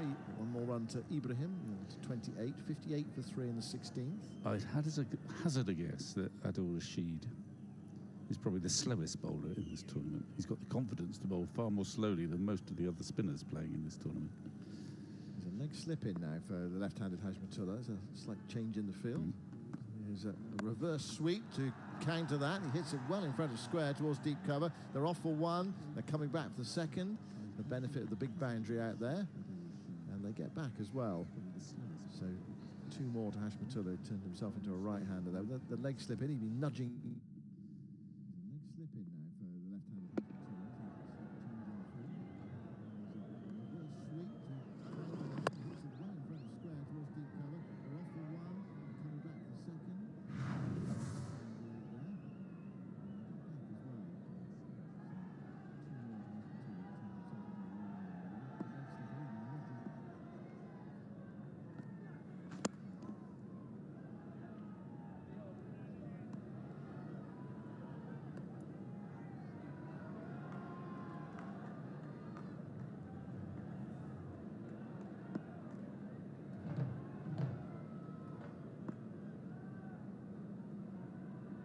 towards fine leg. They jog through for a single. Now, some news from Danny Rubin, who is the England media manager. And it is good news, cautiously good news. Wood is coming back shortly, apparently. Yep. 61 for 3 after 16 overs. I mean, this is, again, it's the difference. It may be the difference between what is essentially a knockout match with jeopardy and the 3rd match in a 7-match series. Were it the 3rd match in a 7-match series, they might say, well, hang on, let's be careful with him, not take any risks and keep him in there. But this is do or die territory. So anyway, he's coming back, so that will ease Butler's worries a little bit. Well, not that he's got too many at the moment. Overton begins his 4th over. Bowls to Hashmatullah, guides it away, but straight to backward point. And there is no run.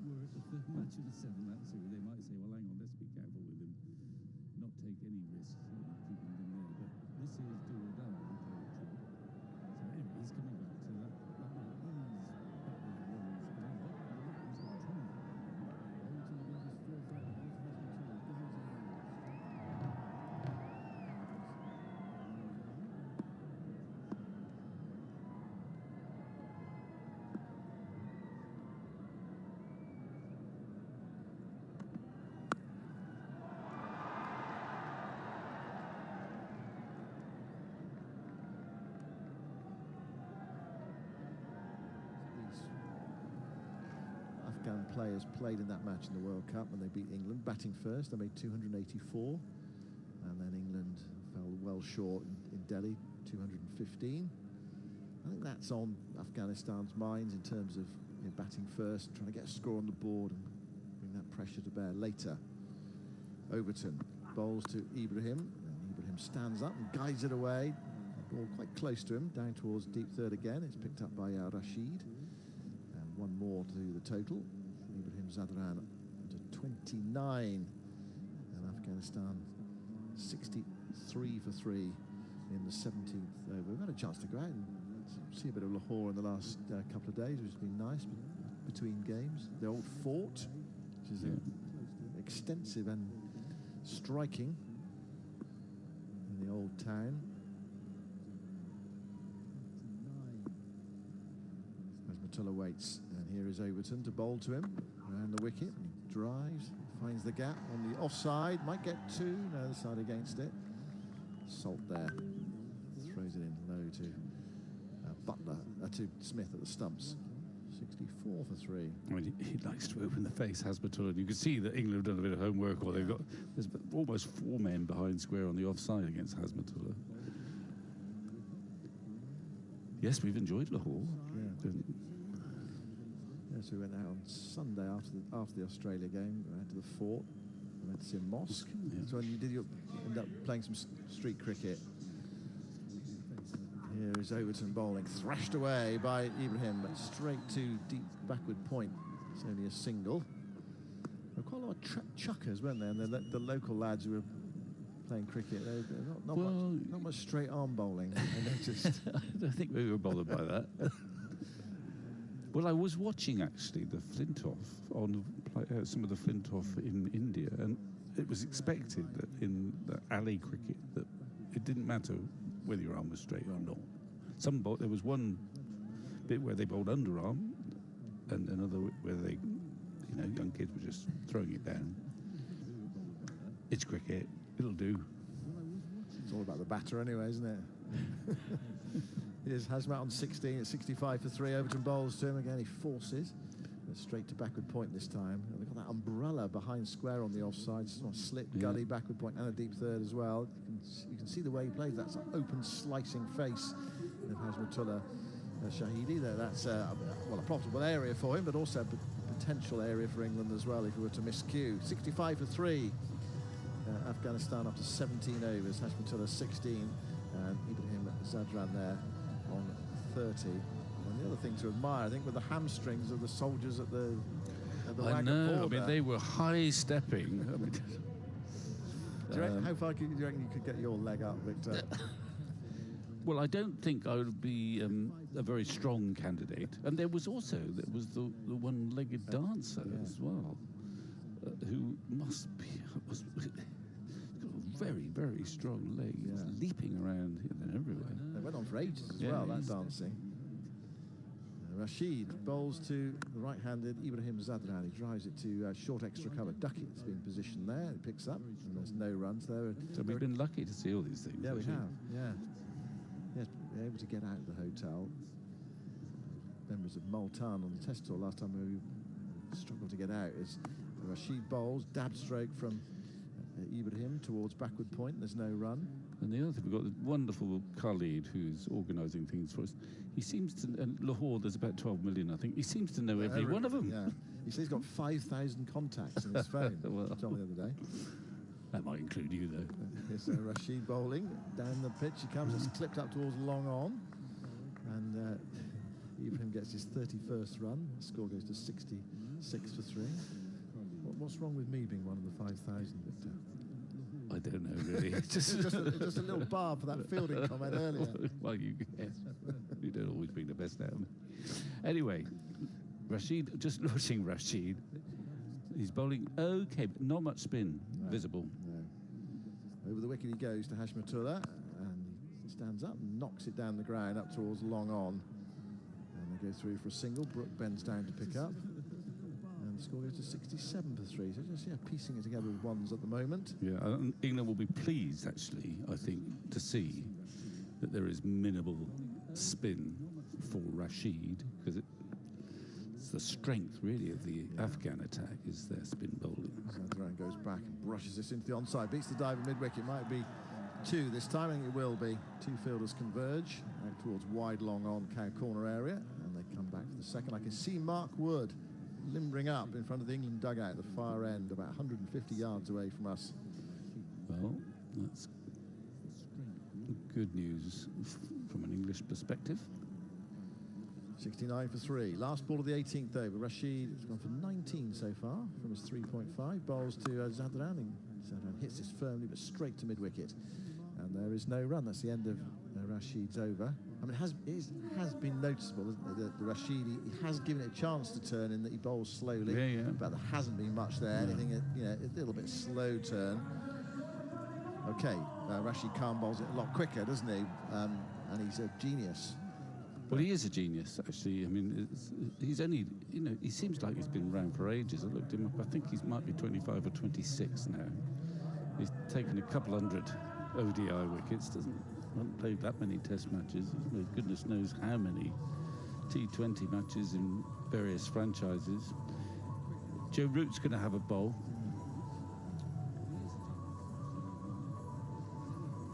Yeah, Root played 176 one-day games, picked up 28 wickets in that time. Just got rather more test wickets, hasn't he, than he's got a lot of one-day test wickets, actually. Well, no, he's got about 50, hasn't he? I remember having a bet with someone, and I can't remember who it was. Well, you won't be able to collect then. About, because he started around at the same time as Steve Smith, who the first pick for Australia was a leg spinner who bats. Root rolls in to bowl the left-handed Hashmatullah, punched him down the ground for a single. The bet was who's going to take the most wickets, Root or Smith? Well, Root is way ahead in that contest, I'm pretty sure. Yeah, that's not going to change, is it? Don't think so, no.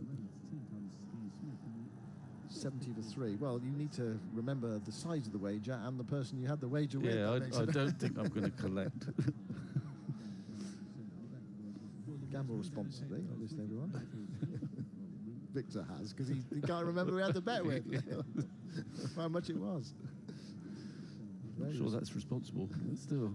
Root was bowling round the wickets, driven back further. Now, was that a return catch or was that a bump ball? Root parried it away. The way no one's reacted out there suggests it might well have been a bump ball, but let's have even seeing it again, difficult from behind to tell. You need to see that face on. That one's turned away into the onside, straight to square leg. What are your instincts? Well, there? my instincts are that it wasn't a chance, but that's based mostly on the fact that no one seemed bothered. But maybe. I think it was a bump ball. Root bowls and Zadran drive. Takes one hand off the bat. Root dives away to his left and has to chase back behind the stumps to pick it up, and they pinch a single. As Matullah and Ibrahim. We're just seeing a replay. We thought that was going to be the one before. Yeah, and also, if he dropped it, they'll show a few more replays. Yeah, exactly. I mean, and there's no reaction from the England players out there. Root bowls to Hashmatullah, goes back tucked up by that one, plays it back to Root, who bends down to pick up, and there's no run. Tidy enough start from Root. Here, last ball coming up, 71 for 3, 19th over. Right arm round, the left-hander, comes in now and bowls, and Hashmat scuffs a drive back there, no timing. Back to the bowler, picks up, so just 2 singles off Root's first over. Afghanistan winning the toss, batting first, 19 overs gone, 71 for 3, with Ibrahim Zadran on 34 and Hashmatullah on 18, I should say. A bit more from you, Victor, and then it will be Jonathan Agnew. well, just watching Root bowl that over, which is a very presentable one, I think he's not bowling as slowly as Rashid, but he is bowling a bit more slowly than he usually does in the early 80s. He actually is capable of bowling it quite quickly, but I reckon he's worked out, having watched a bit of Rashid, having played here the other day, that actually, if you can, you're just as well off bowling it at a fairly gentle pace, take the pace off the ball. Big boundaries, they take some clearing on the drive. He's got protection. Here's Rashid again then, and Ibrahim's forward to him. He blocks the ball into the offside. Duckett wanders through and picks the ball up. So 71 for 3. We're in the 20th over of Afghanistan's innings. They chose to bat first on a warm day, but say not particularly sunny. Grey sky as Rashid bowls. He's lofted this down the ground. Has it come for 6? It certainly has. And one of the stewards down here had to duck for cover as that rattled into the sight screen on the bounce, but well over the boundary. And that's the first 6 we've seen today, and a good shot too. A couple of paces down there pitching. It hasn't been the most fluent of innings from Ibrahim. We've seen a lot of flailing outside the off stump, but he certainly got hold of that one. Hit it hard and high down the ground, so a nice stroke. And Rashid again moves in over the wicket, gives out a little bit more air. That's quite brave for a spinner who's just been hit for 6. But it's picked up down at long off by Harry Brook down to our left-hand side. And they take 1 run. I was looking at the 6 actually. Read it well. It was a googly. So he hit it with the spin coming towards him. I assume that he picked that. 78 for 3. Ibrahim 41. And now Hashmat, the left-hander on the back foot, picks up a single. Away down to Harry Brook. Coming in off the long-on boundary. 79 for 3. Afghanistan supporters in good voice. Various headgear and so on there. Flags, of course. Very colourful. That's Rashid with a couple of balls to go in this over. Spins himself a catch. And he goes again. Bowls. That's played away along the ground for a single. Some to the other side out towards long on. Livingston's the fielder this time. 80 for 3. 1 ball to go in the 20th over. Field changes round for the left-hander. Rashid's going to go around the wicket to him, and the slip's actually staying on the leg side by the look of it. Not there's much evidence of any spin there at the moment, but just maybe the tuck off the pads or something. In goes Rashid and bowls, and that's flicked actually just past Duckett in that position. And take a single down to deep backward square leg. So 20 overs gone, a little milestone that we always record. 81 for 3, Hashmat has 20. Ibrahim has 42. Rouge Mumtaz, the most disarming dentist I know. And of course, former Pakistan captain. So there you go. So I don't know what comes first to Rouge, dentistry or cricket, obviously, doesn't it? Lovely to see you again. You're a very popular guest when we were last here. Nice to see you. Nice to see you. Thank you for having me.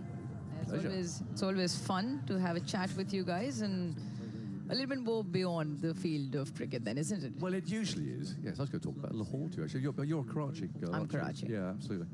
81 for 3, and Root from the far end. Round the wicket comes in bowls, and that's played away for a single. Down to long off. I suppose anything rather than talk about Pakistan cricket, really. Mind you, we could be in the same boat Well, tonight. let's shake hands on that then. Well, no, I'm not going to yet. Not too soon? No, Sorry. it's too soon. I've got faith. Well, I've got faith with you. Which actually, a lot of Pakistan cricket supporters don't have necessarily, do they? Yeah, not ideal for them. No. 82 for 3. Root round the wicket, bowls. Ibrahim's on 42. He plays that. That's nicely stopped by Root there. Fully stretched to his right-hand side. The rate at the moment just round about 4. Yeah, so Pakistan are out of their own tournament very early. Here's Root tucked away for a single. Out into the leg side. But England had done that. The 1999 World Cup, we were gone before the song came out. So, is there a Champions Trophy song? If there is, I don't think I'm aware of it. Well, I don't think anybody wants to hear it anymore. If you're a Pakistan supporter, they've turned televisions off. Yeah, they're giving up rather on it, on the whole tournament. Well, I mean, look at the crowd today. It's pretty decent. I think half the stadium's full with predominantly Afghanistan fans, which is good to see. Yeah. And I'm sure they'll have a few more come out even in the Karachi games later on. Root again, bowling, pushed away off the front foot into the offside. It's always a challenge when the home team gets knocked out quickly, isn't it? Yeah, I think with Pakistan, the advantage is because the ICC event's been hosted of just under 3 decades now, and there was a lot of hype, especially with this particular venue with the newly built stadium. Attracts a lot of crowd, better vision into the ground as well. Root again, round the wicket, bowls, and that's pushed away to the onside, but Root can field. I think the crowd point of view was even palpable prior to the ICC Champions Trophy with the Tri-Nation, where even the game against New Zealand and South Africa had a lot of crowd come in. And generally, Lahore and Islamabad have a better crowd. Root again, bowls flicked away. They've got a single there. Small rolls are on the ground to mid-on. 21 overs gone, 84 for 3. Well, our game against Australia was packed. So, you know, it must, after all this time, be such an appetite for cricket here. 100%. And it caters to a whole range of generation. A generation that grew up watching the likes of Imran Khan and co, and they didn't have cricket for a very long time.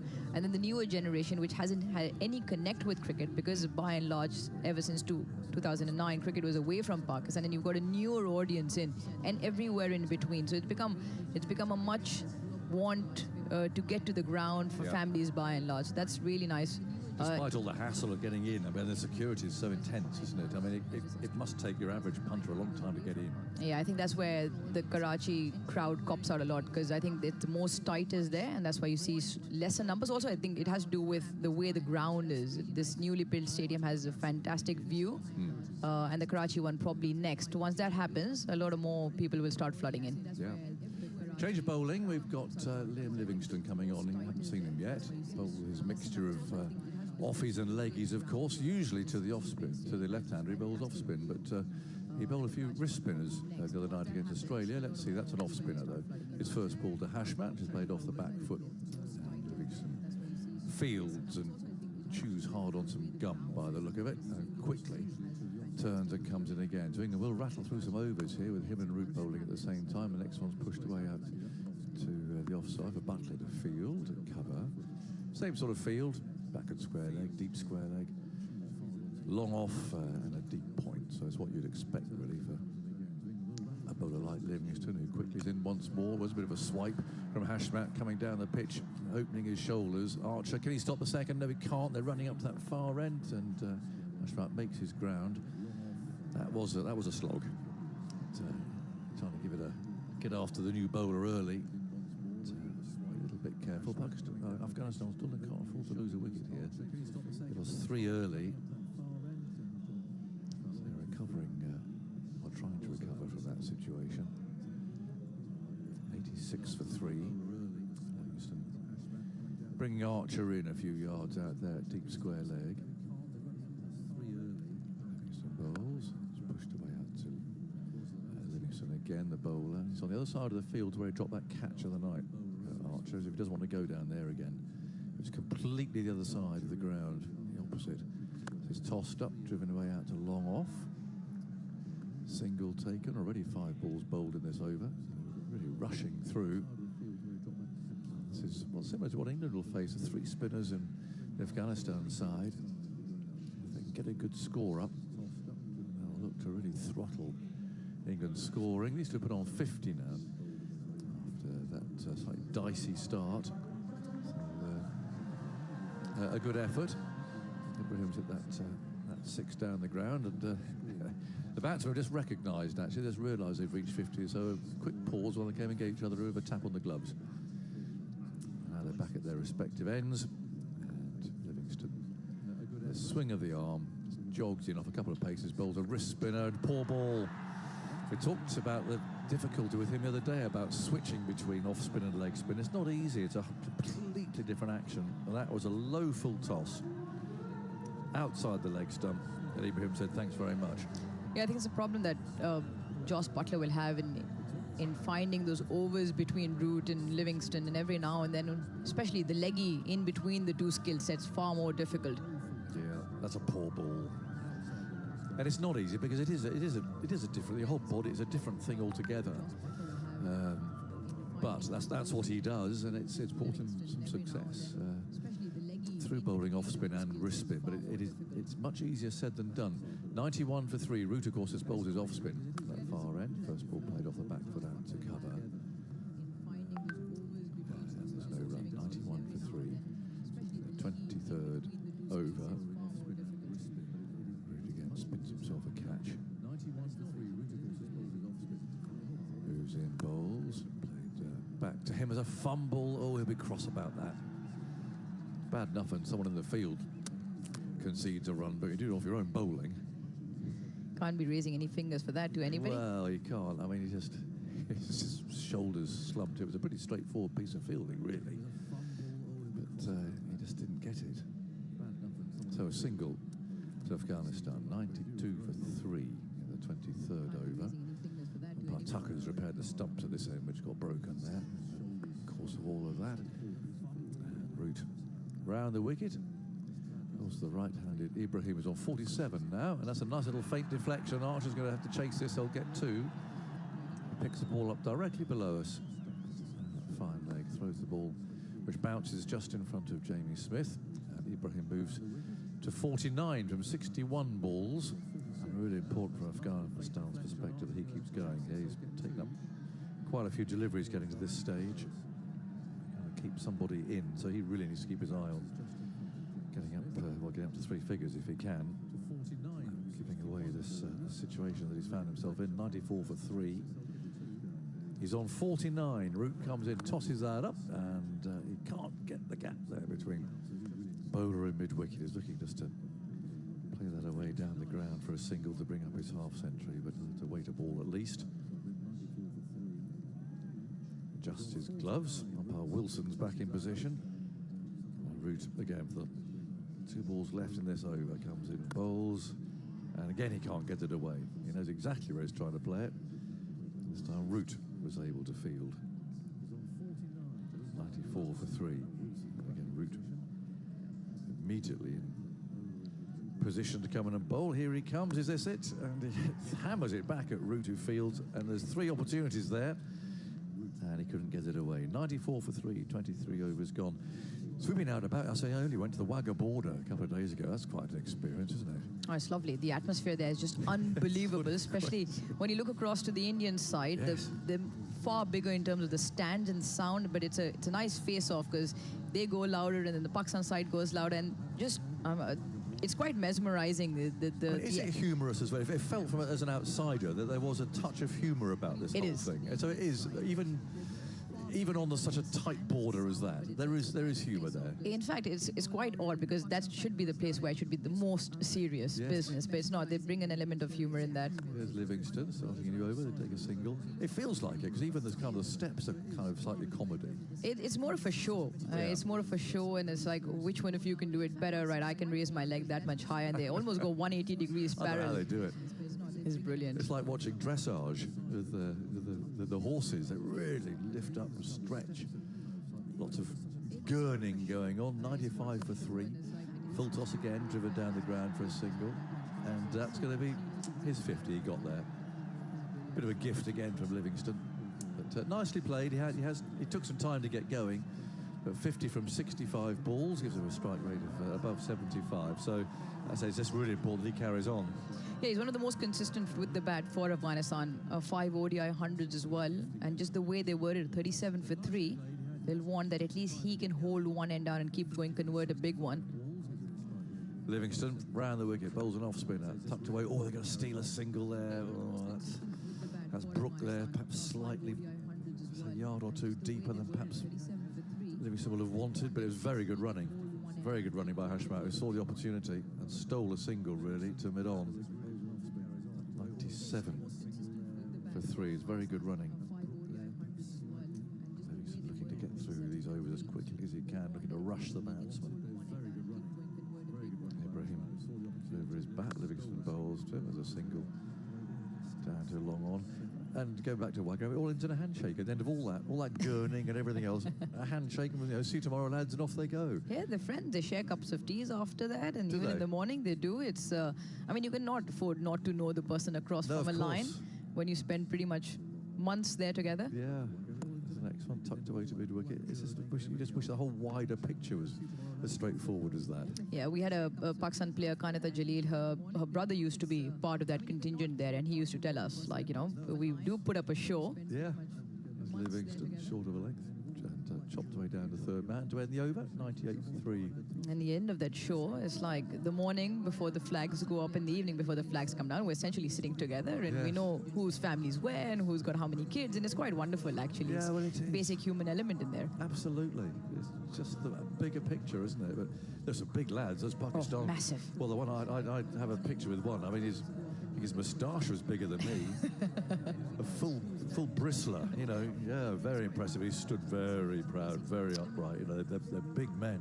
And they don't give away too much. No smiles. No. It's like very serious. No, absolutely. No, they seem to save that for the actual show. But no, that was great. And then wandered around, went around the mosque, the fort and so on. It's a very historic city, isn't it, this Lahore?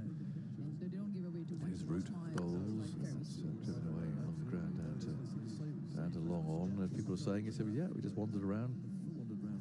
You get nothing but a friendly welcome. Yeah, it's a lot of heritage and a lot of old architectural buildings and Yep. restaurants as well. And they've kept that integrity together, which is quite lovely. But everyone on the street just says hi. You know, nice to see you. And, you know, it's 99 for 3. Here's Root round the wicket. Bowls. Oh, again, a bit of a slog, but he's got this one away this time.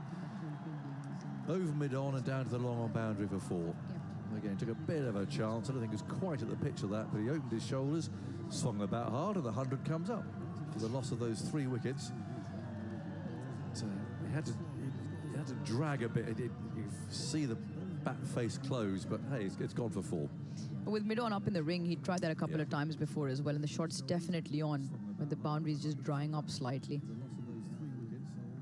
Livingston bowls, and a bit of bounces. Sorry, it's Root bowls, and a bit of bounces. He tries to cut that. Perhaps a bit close to his body.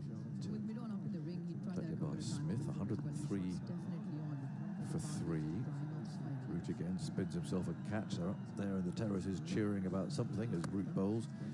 He tries to drive, but can't get to the pitch of that one. Root is able to field. 103 for 3. The run rate only just above 4 at the moment.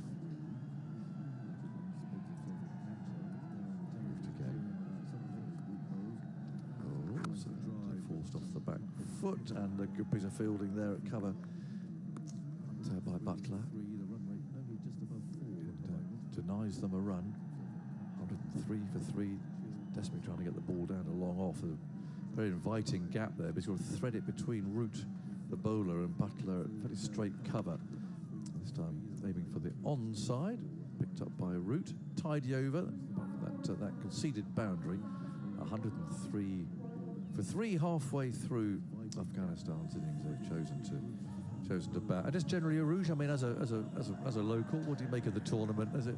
I mean, apart from Pakistan, obviously, that not helping, but you know, as way everything else is being run, you happy with it? Yeah, fantastic. I think for them just to actually finish the stadium, there's a lot of conversation around whether the stadium is actually going to get complete or not. I think they've done a fantastic job. The groundsmen have worked tirelessly.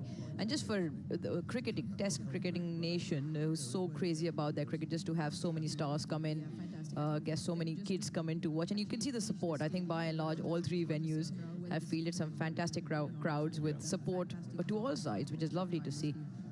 So a fellow showed me a photograph this morning of that stand a month ago, and it was just still... There was nothing. Still a shell. I mean, it's extraordinary, really, how they've got that up so quickly. 117 days. Is that right? For the whole thing? For the whole thing. Wow. Now we've got a change of bowling. Overton's back, and his first ball is launched over his head by Ibrahim for 4. That's a good shot. New bowler on. Let's try and let's get at him a bit. And he's launched that down the ground. He played it very well. 107 for 3. Yeah, great boundary. Yeah. In the slot, and he doesn't try and overhit it. He's always looking to hit it straight and just enough to get it into the fence. The spinners had dried up the boundaries, but they ran well between those overs. And starts off with 1 against Overton. Good pitch, isn't it, again? I like the game of the day with Australia. This looks a very good track. We call it a road. The best rolled road in Pakistan. Well, I mean, it is. It's playing really well. Overton bowls, and that's run away past slip down to 3rd man. They still have a slip, incidentally. Which again, it's always a bit of a sign as to what the fielding captain is thinking, how he thinks the power should be. But he's happy with a slip. Ibrahim goes to 57. I think we could do with him out. A wicket would be very timely now. They've kept this innings in check up to now, but he's starting to score more freely now. 57 from 69. There's still going to be a slip and also a gully, actually. As Overton bowls the left-handed Hashmat on 32. That's a horrible shot. Complete swipe. Yeah, that's the one thing I think Afghanistan will have to be careful of. They don't want to give it away. They've worked hard for 71 of 102, Hashmat and Ibrahim. Even the drag down in the previous over to Root. And this one just has to be careful. Off a length, could have very well have clipped off stump. They gave the charge and had a bit of a swipe into the leg side. Horrible shot. I think he's sort of telling off there from his mate, isn't he? He's come down the pitch and he's just, I think, so what were you doing? What was that? Anyway, Hashmat survived. He's on 32, and Overton moves in, tries again, and that's a much more correct-looking shot. And he picks up a single to Archer's right at extra cover. 109 for 3. It is a bit of the way the Afghanistanis who play. They are quite headstrong, aren't they? I mean, as I said earlier, they don't take a backward step. This lot. They come at it. Oh, which is fantastic from an Afghanistan point of view. The evolution and the rise in the past couple of years has been fantastic. I mean, England was at the receiving end of it along with Pakistan in that 2023 World Cup and even in the T20 World Cup. I think they just make stride after stride. Good crop of players that have strung in together. Absolutely. Got the semi of that, of course. 109 for 3. Overton's on his way, bowls short. He's got that away into the leg side with a more or less upright bat. It's quite an unusual shot there. He's got a couple. Deep square leg, Livingston territory out there. It was a sort of a pull shot, but with a straighter bat than that. But, it was effective. Picked up a couple. 113, 111 for 3. And Karachi, here we come after this. Aruj, your home city, a bit warmer. Get the shorts on. A tinge warmer. Definitely get the shorts on. Will be no rain, absolutely. Oh, good. I've been for years. Beach is lovely as well. I don't think I'll get on there. In comes Overton, bowls short, hurries the batsman as he plays a pull shot. And Rashid fields. Well, I'm looking forward to it. It's lovely to catch up with you too, Aruj. Thank you. Thank you very much indeed. 112 for 3. We'll catch you later, I'm sure. I must go. Ibrahim 60. Hashmat has 33. And some thoughts from you about the game, and then Simon's coming in.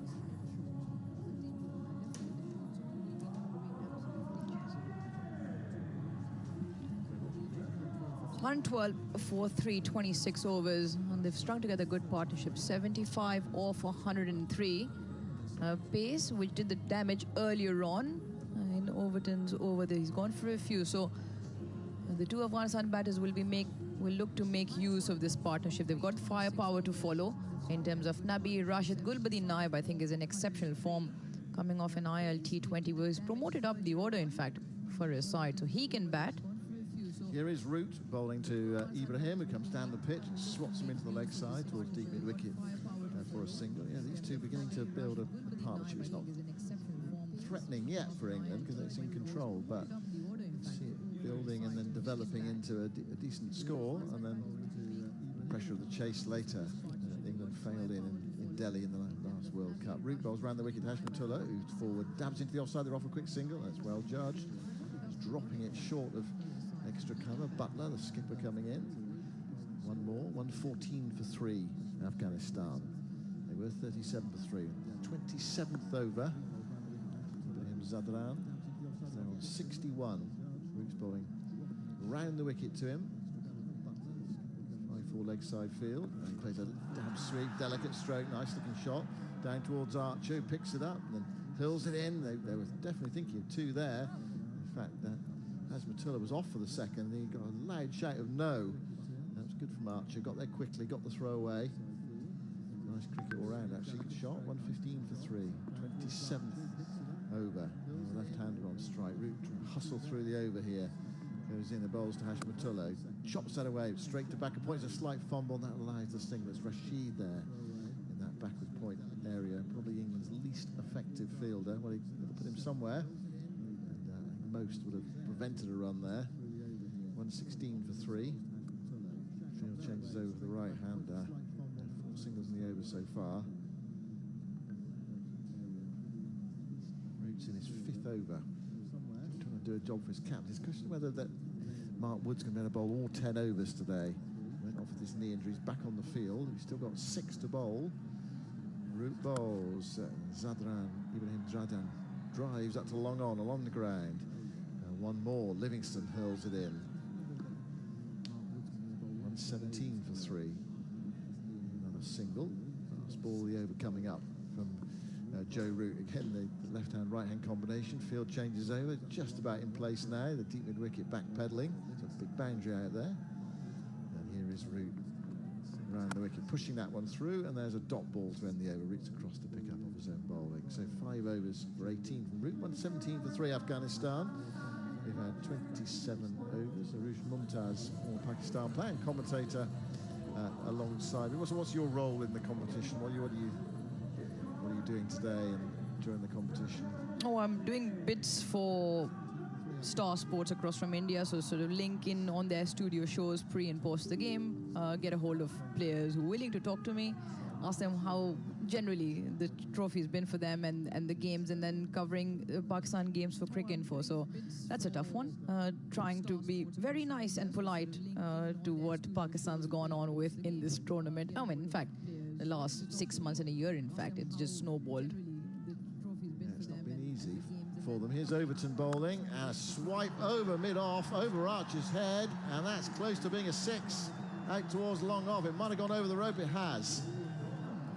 Well, that was no more than a smash down the ground, giving himself some room, Zadran, and hammering it over long off.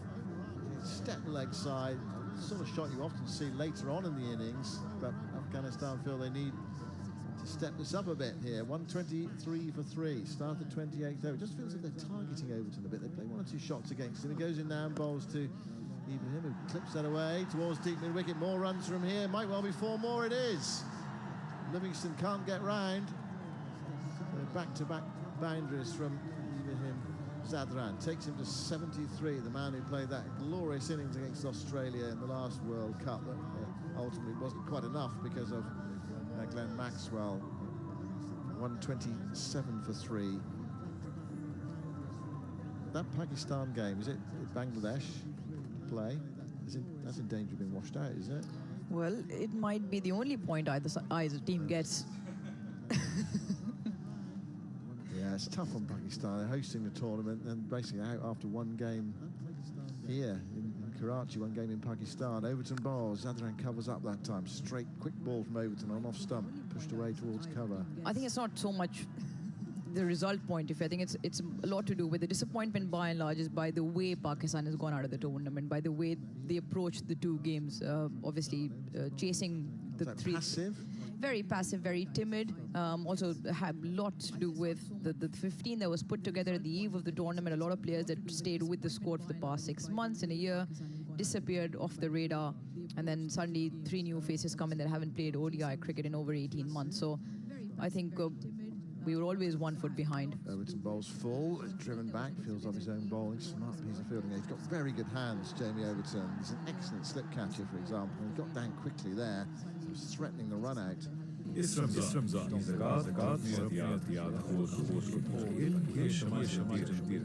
that this coaching staff might be cleared out after the tournament as well. I mean, I've run out of fingers on to how many have gone by in 2025 for alone.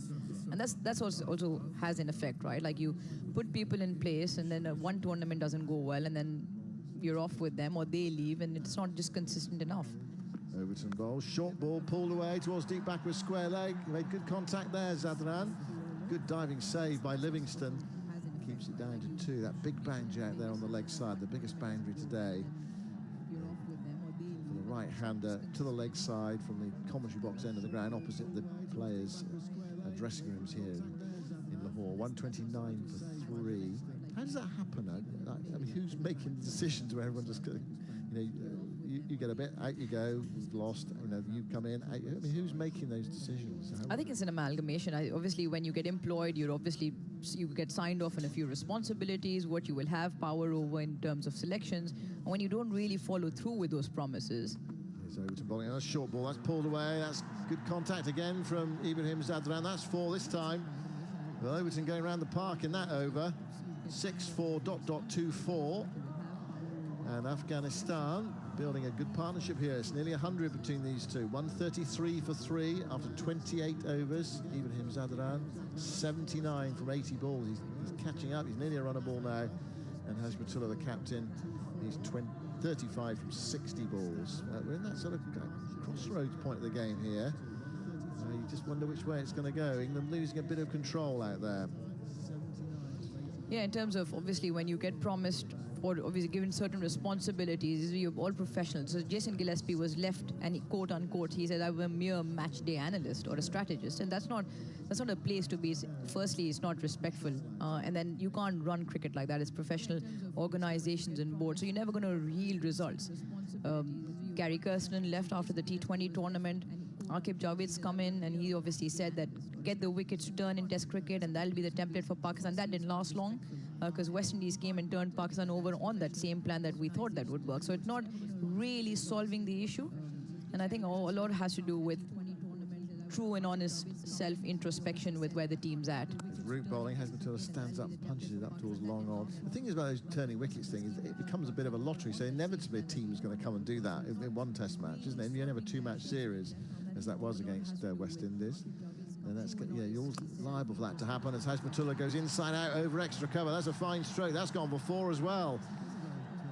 Over the top of the extra cover fielder, out to the boundary. And great excitement on the terraces from the Afghanistan supporters who are here today. Plenty of them. And that's the 100 partnership between Hashmatullah and Ibrahim Zadran. There's been a bit of a holding pattern here in the middle of the innings. Not really a great deal of threat. And Afghanistan have recovered.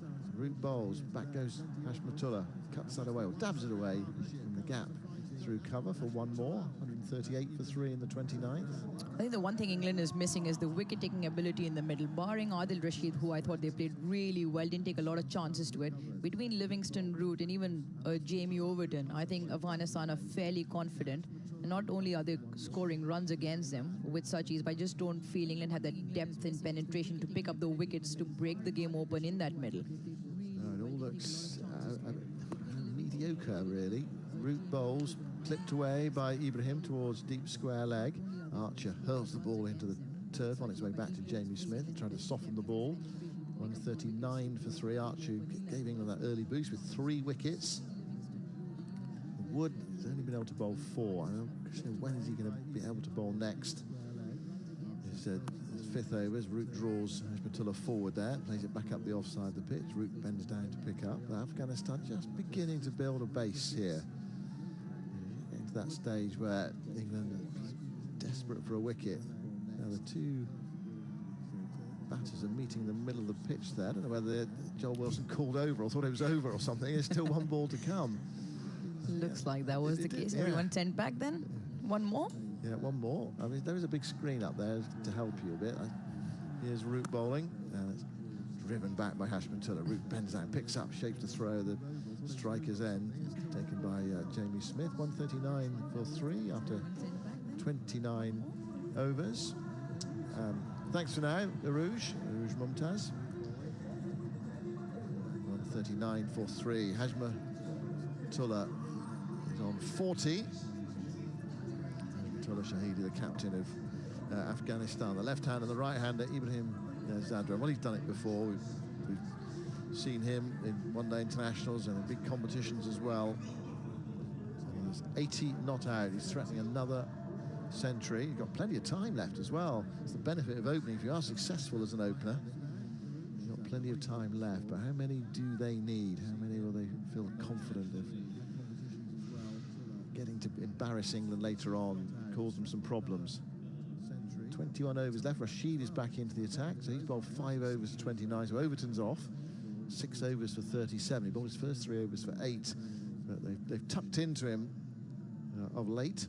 So Rashid back, bowls to Ibrahim, who stands up, punches through the offside, half stopped in the covers. They're off for 1, and that's all there will be. Phil Salt hurls it into Smith this time.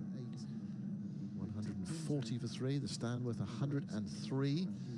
So 3 Afghan batters out in single figures today. Gurbaz for 6, Sadiqullah Atal for 4, and Ramat Shah for 4. All to Archer. Since then, these two have effected a really handy recovery. What can they make of the last 20 overs? Doubling the score. Well, that would be 280 plus, doubling the score after 30 overs. It's about what Afghanistan managed in Delhi. Rashid bowls, dabbed away, straight to short third. No run that time. Dot ball from Adil Rashid. Hashmatullah a bit frustrated himself there, a shake of the head. Felt they could have got that one away. Rashid sets off again. Right arm over the wicket. Reverse sweep, he's bowled him. He goes to reverse sweep and he misses it. And that's the breakthrough England were craving. Hashmatullah has to drag himself away. He's still down on bended knee. Can't believe that. Now he plays a defensive shot. He's down on one knee, just played a defensive shot. England are celebrating. Rashid brought back, and he's got the wicket. It's 140 for 4. Hashmatullah out for 40. It was a straight ball and a hit middle stump. And England have broken that partnership. It was worth 103. Tamal Mills is back. Yeah, just what England needed and just what Buttler would have asked for from Adil Rashid, bringing his best bowler on to break a partnership that was dominating England, wasn't it, in the last 15, 20 minutes or so. They'd really upped the ante. Afghanistan putting pressure back on the England bowlers, tucking into Jamie Overton, especially over the last 10 minutes. But how many times do you see Adil Rashid coming on and making a difference? Just what he needed. It was really full of a length delivery. Obviously, Hashmatullah Shahidi looking for that reverse sweep, wasn't quite there for the shot. Going underneath his bat, it was almost Yorker length, really. Crashed into the middle and leg stump. So that's a huge moment for England. They'll know that they're ahead of the game after how well they bowled in the power play with early wickets, pegged the Afghanistan back. But to be fair, they had fought back really well this partnership now. So England will look to up the pressure again in the next 5-10 overs and keep Afghanistan within reach, because they'll know how good this pitch is to bat on as the day goes on. And that's the one thing. When you had a game like how it went against Australia the other day, the one thing it will give is the England batters confidence in that they can chase any total later on this afternoon. So a great moment for England. Adil Rashid doing the job. A rebuild job again now for the Afghanistanis. It's an interesting one, isn't it, that reverse sweep? Obviously it's totally premeditated, and if it isn't quite the right ball to play the shot to, it's not that easy to dip out of it. Azmatullah Amarzai is in at number 6. He'll play for the Gujarat Titans in the IPL. Quite a few of these Afghanistan players playing in the IPL. As Rashid Bowles crashed away. First ball from the right-hander towards deep cover, and he's off the mark straight away. It's interesting you were talking there, Tamal, about trying to keep the pressure on. I think what was noticeable the other evening is when Josh Inglis came in, and he was there with Carey. They got away straight away, those two. They played so positively, and England didn't have any answers. They couldn't rein them in and start their innings. So this is a really crucial aspect of the game here. As Rashid Bowles, Ibrahim Zadran drives up towards long off, picked up by Brook. So what does he do? Does he look to bring back Archer or Wood here to try and get another wicket? And he's just got Rashid back, who's got him a wicket, I suppose. 142 for 4 with one ball left of the 30th over. Yeah, you'd assume Mark Wood obviously has to have his mandatory time off the field, before he can bowl, having been off the field. So you'd assume he would come back in pretty soon. He's only bowled 4 overs, so Butler will need him shortly. Here's Rashid bowling, and Azmatullah plays up towards a long off, gets his second run. 143 for 4 after 30, Tamal. Yeah, so fingers crossed those first couple of balls from Mark Wood, you're kind of just watching and hoping he gets through them okay. And as I mentioned earlier, it might just be a case that this is going to be a tough couple of hours for him, and you get through it, and then you see where you are moving forward for hopefully the rest of the competition for an English point of view. But yeah, I think at the moment Josh Butler will be happy with where his team's at. 143 for 4 after 30 overs, all things being equal, is a position that you'll be happy with. England and Jofra Archer in particular bowled really well with the new ball and made inroads. So they'll be keeping an eye on Ibrahim Zadran. He's bowling really well. Run a ball for 82. But from an Afghanistan point of view, they will be looking and they'll be building around him now. If they are going to get a total over 300, which is what you think you need at the very, very minimum on this pitch in Lahore, he's going to have to get them there. As we see, it's going to be Jofra Archer that's coming back into the attack. Yeah, he has sort of, come on, Jofra can get me another wicket. That's the thinking of Josh Butler, England's captain, with the new player out there. No time just to rest here and just nip through some overs. Let's get another wicket. His first ball is played away towards deep cover by Omarzai, and he gets his third run.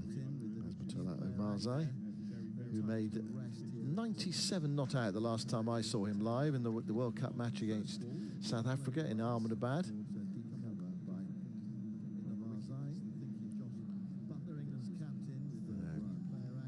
Zadran, 82 not out. There's a look around the field, there's a look at what's available on the leg side. Just look over his left shoulder. Archer bowls a slower ball, he's forward there, and playing it out towards extra cover. And there is no run. Afghanistan, who did so well in that World Cup, because they made the semi-final of the T20 World Cup. So they're a team who have been making progress. They threatened to qualify. I remember going to that South Africa match, they were still in with an outside chance. It was quite a long shot. South Africa beat them in Ahmedabad in the World Cup. There's Archer bowling. He stands up there. Ibrahim Zadran on the back foot and punches it up towards long on. And there's one more run in Afghanistan to 145 for 4 in the 31st over.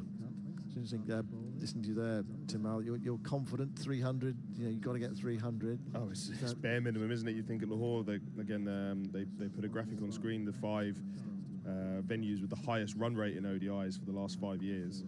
Archer bowls short, and Asmat allows it to go through to Smith. And Lahore sat number 4 on that list. The other 4 places on that top 5 are all in India. So Lahore is I think it's 6 and over for the 50 overs. But yeah, it's a bare minimum 300. As we saw how easily Australia chased 350 the other night, and if it does get a little bit easier to bat later, which Afghanistan hope it won't, and they hope it actually slows up and brings their spinners into play, but 300 is what you're going to need as a minimum, I'd say. Archer bowls crashed away by Azmatullah towards deep cover. It's only a single though. Huge roar from the supporters of Afghanistan in this ground today. Nice looking shot, but it only brought him one run with that sweeper on the deep cover boundary. I love your confidence in England's batting, Tamal. You have to. well, we'll see what Afghanistan end up with, but as we've mentioned and as we've seen, this place is one of the better places to bat in world cricket, and England obviously do have a lineup filled with talented batters. Maybe not everybody in the form that they'd like, but you do still have Ben Duckett obviously coming off 160. Archer bowls, dabbed away nicely by Ibrahim down towards Livingston on the deep third boundary. And there is 1 run, 148 for 4. I mean, it's effectively a knockout match for England. So, what South Africa, if they could win today, it's effectively a quarter-final. So this is kind of like you could call this the second round, really, second round knockout for England today. I suppose that brings its own pressure, that feeling of there are no second chances, which you often get in those one-day series. That's the way England have been going. They're not winning games, but this surface, outfield, conditions, potential dew later. If the bowlers, they can do their job and limit Afghanistan, then they're on their way. That one's crashed away again by Azmat into the offside. Archer bowling outside the offside, just using the pace, scything it away towards deep cover. One more run.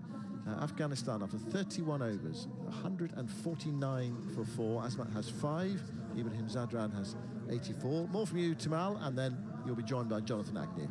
Yeah, interesting tactics there. I think Josh Buttler brought Jofra Archer back into the attack to try and take a wicket. He's bowled 7 overs now, so he only has 3 left, but I think to my count, I think Jofra bowled 4 out of the 6 balls there are slower balls, a mixture of back of the handers, and that last delivery was a knuckle ball. So interesting tactics, trying to mix up the pace and trying to maybe create a false stroke from the Afghani batters, but let's keep an eye on how Josh Buttler deploys his resources with the ball.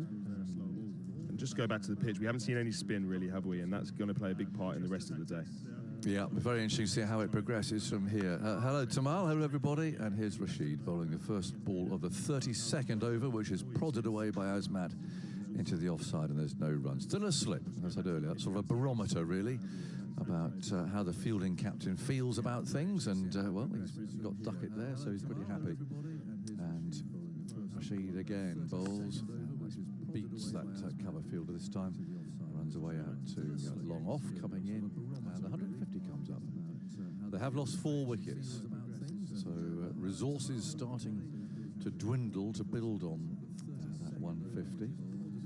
But as long as they've got something of their spinners to go at, then they'll feel they're in the game. But it's just a question of this dew, and it's definitely a stronger breeze this evening than it was for the Australia match 3 evenings ago. But even last night, they were talking about the dew on the ground. 150 for 4 the score. Ibrahim's on 84 now and moves up to 85. The drive out to long off. Brook stoops and throws the ball back in again. Still no more sign of Mark Wood. I mean, he's on the field, but hasn't bowled. So it's as if Buttler's just trying to get away with as much as he can here from the others. Just try and limit how much he's going to need his fast bowler. That's played off the back foot this time for a single by Livingston. Certainly gotten easier to bat, hasn't it? We saw definite swing in the power play from Wood and Archer, but then as soon as the ball has stopped swinging, the Afghanis have found it very comfortable to either aggress when they want to, but also just knock it about. They haven't found themselves in too much bother. We haven't seen the ball beating the bat very much, have we? It's an excellent pitch the other night. This is 2 along from that one. There's another one pushed away in the offside, going for that quick single. Fielder throws right over the bails, but batsman already in his ground, so no need for Smith to break the stumps. There's another one to Afghanistan. So move on smoothly now. That sort of that position of needing just to push on a little, but without losing any more wickets. So it's that sort of that quite a bit of no man's land as Rashid bowls. Oh, it's hit that high. Has it gone far enough? It has. It sails over Livingston's head. He simply watches it land on the concrete concourse. It cleared Livingston, it cleared the boundary, it cleared the moat, and then landed on the concrete and was fielded by a jubilant Afghanistani supporter there, who's waving his flag.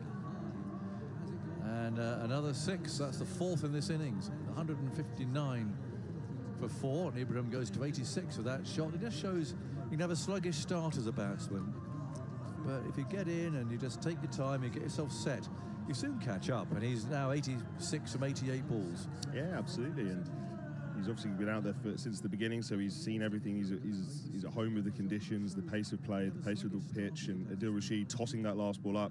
He only gone for a run of ball 5 and from that set, so he'll be disappointed. He tossed that last one up looking for the big shot, and he certainly got it from Ibrahim Zadran, but he's a very good player of spin. I was just playing with him in ILT 20 just now in Dubai in January, and he is a very good player of spin. He sees it well, got very good hands, and showed it in full effect there. Yeah, absolutely he did. So Archer's going to continue then. Up it comes over the wicket, moves in, bowls outside the off-stump, a mistimed forcing stroke. Still picks up a single though, because Smith has to go and fetch that from behind the stumps. Projected scores, well, current rate 250. They up it to 6 per over, 260. 8 per over gets them near 300. So all those projections well short of the 351 that England made here against Australia. But a very different sort of attack that Afghanistan have with these 3 different spinners. But will the dew make it difficult for them and easier for the batsman? Here's Archer bowling a slower ball tucked away down to fine leg. By Adil Rashid. One more, 161 for 4. Crowd enjoying themselves, engaging there. Jonathan Trott's got a big smile on his face as well, sitting down in the dugout, just enjoying the atmosphere. But a lot of Afghanistan supporters will have travelled down from the north, I'm sure. 161 for 4. So the current rate's heading towards 5 now as Archer moves in. Bowls another slower ball tucked away towards the wicket. Can they get 2? It's one of those that just trickles outside the circle, and actually they do really quite comfortably. And is that Mark Wood? That is Mark Wood. I didn't like the way he ran after that, I'll be honest. I've just seen that as well. He's definitely still hobbling and has a limp, and even when he picks up the ball, you can kind of see he did a little jump, didn't he? And he's certainly not overly comfortable out there. So fingers crossed, is one of those things that when you get bowling, it's okay, and you kind of can sprint through it and rush through it, and you've got a bit of adrenaline. But then fielding's a struggle, and as you say, we haven't seen him bowl since coming back onto the field. His time has passed, I believe. He can bowl from now, can't he? Yeah, I didn't like the way he moved for that at all. In comes Archer, bowls a wayward, slow bouncer. Umpire Wilson, I think, to let him get away with that. It was hurled in short. I think it's deceived everybody, including the umpire. It really is. It's so clever. You bring your arm over at the normal speed, and yet the ball drops halfway down the pitch and just lobs through very slowly. It's a brave ball, but very effective. On that occasion, 163 for 4. Ibrahim's on 89. Archer again moves in, bowls at a quicker bounce. I think that was fairly predictable. And umpire Wilson, oh dear, well, Archer's not happy with that. And he's gesturing there to Mr. Wilson with a sort of a smile on his face, but not much of one. As umpire Wilson there's called that a wide. Again, whether it's for height or for line, it's hard to tell with our particular view here. Yeah, I think it might be for line, to be fair. I think just watching from the television feed, it was close to being down the leg side. Joss Butler's coming to have a word, isn't he, with Joel Wilson as well, just to get clarification on that.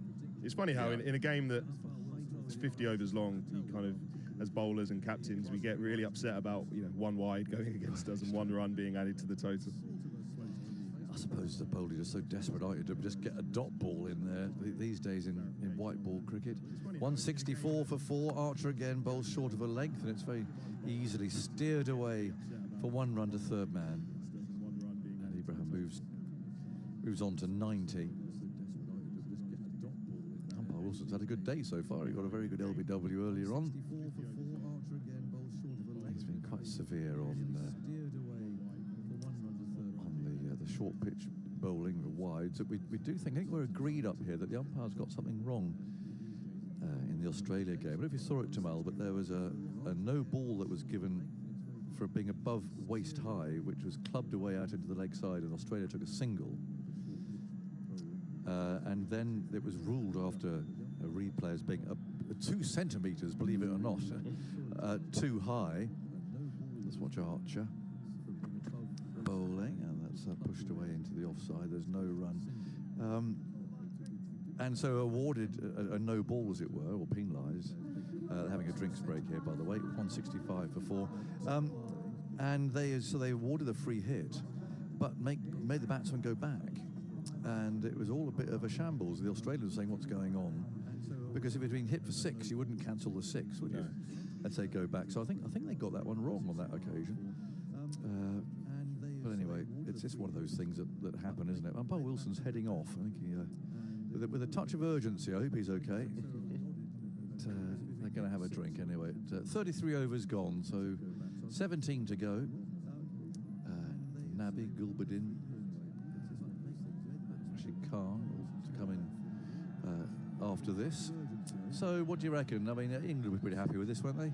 Yeah, certainly. I think, as you say, those names that you just mentioned to come in for Afghanistan are capable of clearing the boundary for sure, but you wouldn't say that they're kind of world beaters in terms of scoring those 50-plus scores. You know, they're maybe more cameo-type players, especially Rashid Khan. I've seen him in T20 cricket time and time again come in and get that, 15 or 5 balls or whatever at the end of an innings, but they're going to have to do a little bit more than that if they're going to get a score that England will be fearful of chasing. Obviously, Ibrahim Zadran's the key. He's 90 at the moment. He's batting really nicely, but you'd like to think he's going to have to bat through the rest of, if not the majority of the innings, if Afghanistan are going to post a total to worry England. And I guess Mark Wood's just still the question mark. Arjun Archer's only got 2 overs to bowl in the rest of this innings, so Joss Buttler has used that resource pretty early on in the piece trying to take wickets. So he's only got 2 overs left. So if this game does go the full 50 overs, England might be a little bit short when it comes to death bowling if Mark Wood isn't able to bowl his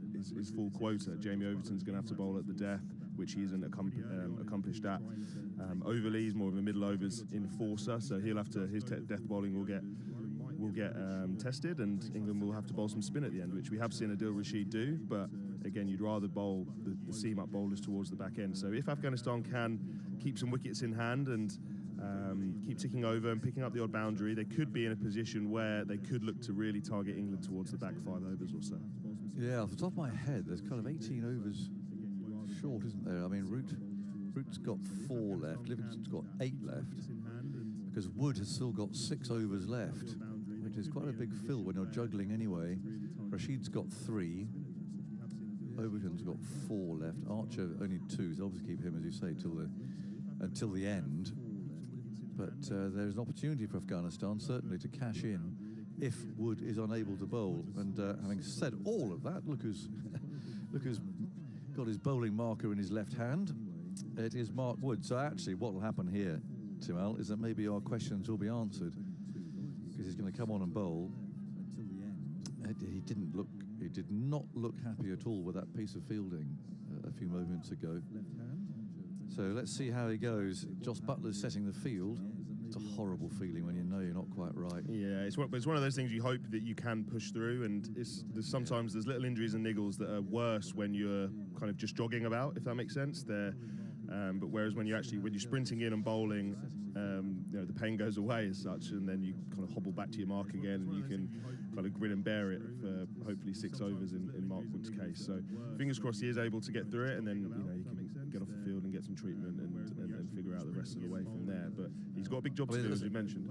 Yeah, there is. I mean, there's a chance that he wouldn't play in Karachi anyway, because that is more likely, I think, where Rehan Ahmed might play there. They might play an extra spinner. So he could have, I just say England do progress, he could have a best part of a week off if there is a bit of a niggle there. But let's see how he gets on here anyway. 165 for 4. It's Wood bowling to Ibrahim, who's got 90 now, and he bowls to him. Well, that was okay. He bowled around about middle stump.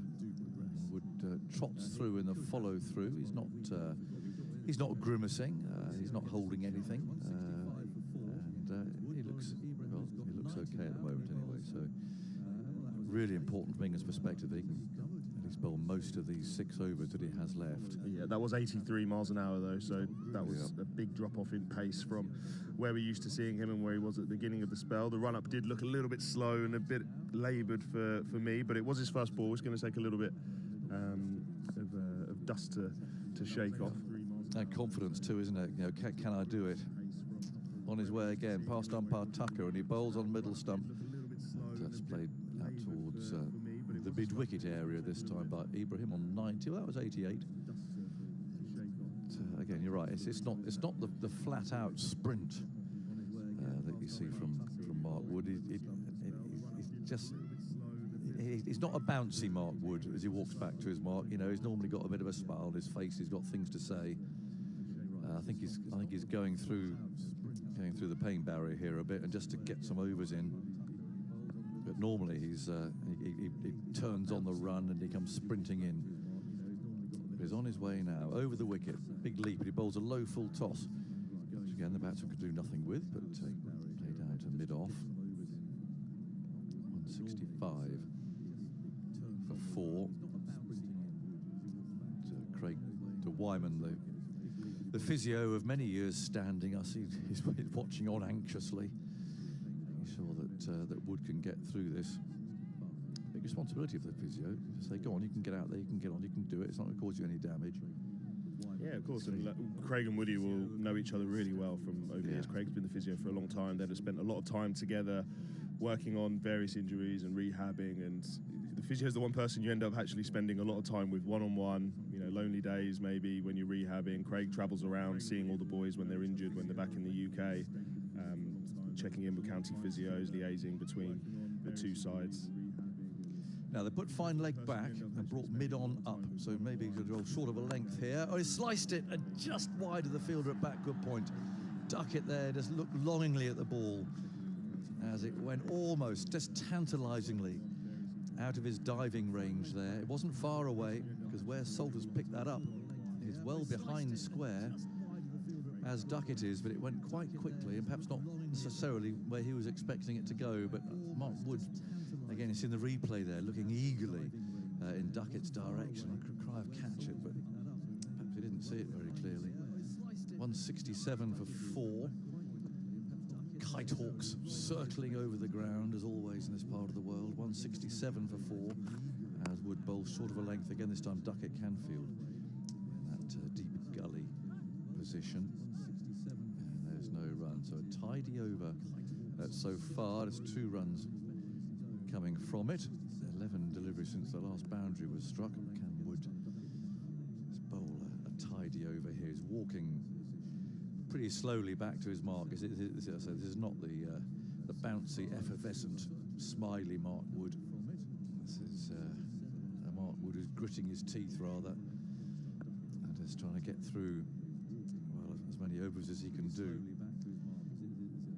Last ball of the over, 167 for 4. He bowls a slower ball outside the off stump, which dribbles past the off stump. Not too far away. A cry of desperation, I think I detected there from Wood. And it's 167 for 4. Ibrahim 92. 16 overs to go. Timal, some more thoughts from you? And then Simon Mann will come in here. Yeah, just watching Mark Wood again. It's definitely in pain, but it's the type of game where you've got to do a job for the team, get through as many overs as you can, as Jonathan Agnew said. It's amazing how your mindset then changes. You go from thinking, okay, how am I getting wickets? How am I going to outfox batters to, okay, how do I get through? What am I going to do now to get through 4 or 5 overs here? So it's a horrible place to be as a bowler. I've been there many times myself, but it's sometimes where you do find yourself, and where Mark Wood looks like where he's at the moment. But he's still doing a good job for his team. The pace was still okay, high 80s. And if we're talking about how he's probably at 50-60% here, or struggling with an injury, and he's still bowling high 80s, most teams will take that. Most teams haven't got a high 80s bowler in their side at all. So yeah, fair play. He'll do a job, great job for the team. He'll do as best as he can. It's something that he always gives 100% for it. Here's Livingston beginning a new over. First ball is dabbed away by Azmat towards backward point, and they are through for a single. 168 for 4. Start of the 35th over, so Livingston's got a job to do as well. He's only bowled the 2 overs so far. They do have to make up some overs, make up some of Mark Wood's overs, and he's got a role to play. Roots bowled 6. Here's Livingston bowling. Forward goes Ibrahim, dabbed away into the offside, into a gap. Sense that he's playing for his 100 here. Well, why not? He's batted well, but obviously need to keep it ticking over quickly as well. He's 93 not out. Azmatullah Omarzai is on strike. 15 from 12, so he's been positive since he came in. 169 for 4. A short extra cover in. Forward he goes, again into that cover region to the left of the fielder. And Another run, Butler picks it up. 170 for 4. I mean, it's a good pitch, good batting conditions again here in Lahore. But just feel that even the middle overs, it's like a bit of bite, a bit of wicket-taking potential. May just be the conditions. And Ibrahim Zadran's played a quality innings as well. He's 93 not out. Livingston bowls to him. He's forward, easing that way into the offside. Good stop. And extra cover by Butler to his right-hand side, one-handed. It's crisply struck by Ibrahim Zadran. 170 for 4. 35th. Livingston gives it a bit of air. Guided through the offside by Ibrahim, who's one big hit away from another one-day international 100. It's quite a big ground though, so I mean, someone to be tempted. What we had today, 10 fours and 4 sixes. Livingston bowls, eased away by Azmatullah up towards long on. They jog through for a single. And that's the end of Livingston's comeback over. 3 overs for 16, 172 for 4. There are 15 overs left, 5 singles off the over. Afghanistan just building, putting the bricks in the building and then looking for takeoff a bit later on, if that's not to mix the metaphors there. Victor alongside me. Well, it's a good recovery, actually. 41 for 3, I think it was. 37 for 3. 37 for 3. And I don't think they'll mind in the dressing room with him just taking a few singles to get to his 100 and let Azmat perhaps play the big shots just for the moment. 15 overs, as we know, is a long time and a lot can change. Wood coming back actually bowled a very good over, even though he didn't look to be enjoying it greatly. He's obviously not 100% fit now. See how he goes on in over number 2 in this spell. He's off to bowl to Azmat. He's with him now. It's falling. Well, normally you see Wood fall over. This time the batter fell over as he drove that way into the offside towards deep cover. He gets himself an idiosyncratic single. I think he had one hand on the bat by the time he hit it. Oh no, he didn't. But just after he'd hit it. He's played on one leg and eventually with one hand. 173 for 4. That was 150 Ks, that one, apparently. What's your hunch with Wood? Do you think that they're going to say, right, one spell, Woody, 3 overs, and then off you go? Or? Well, normally I think they'd like to finish with him, but I think there's a case for keeping him going whilst he's loose and bowling well. Bowls now, dabbed away by Ibrahim Zadran down towards deep third for another single. He's up to 95. What I'm saying is they say, look, come back on, just give us something, give us a spell, and you don't have to bowl all your 10 overs and you can go off the field for the last, I don't know, 8, 10 overs or something. Well, possibly, although he's so far since coming back, I mean, he's walking back very slowly, very gingerly, but actually when he goes in the other direction, he's actually only yielded, I think, 4 runs in 1.5 overs. So from a purely, if you like, selfish point of view, from the team's point of view, you want him to keep going at the moment because he's a very good option. Butler had a long conversation with him there as he walked back slowly. I mean, a lot of time because it may be the field they're talking about, but I don't know. You feel it might be a bit injury related as well. 174 for 4. Just shuffling around with the field, long ons going back, fine legs coming up. So it sort of suggests he's going to keep it fuller. Goes in now to bowl to Azmat. It's full, it's driven into the offside. Will be a single towards deep cover. Follows through and then he begins that long walk back. And there is that slight limp there. You can see there's a problem with that left knee. But I mean, you're right, Victor. He's still running in and bowling quickly and giving it all for his team. But how many overs can he bowl here? This is his 6th over. No wicket for 19. 175 for 4. It's actually slowing the over rate down as well because it's taking quite a long time to get back to his mark. But England used a lot of slow bowling today. So last time I saw they were up with the required over rate.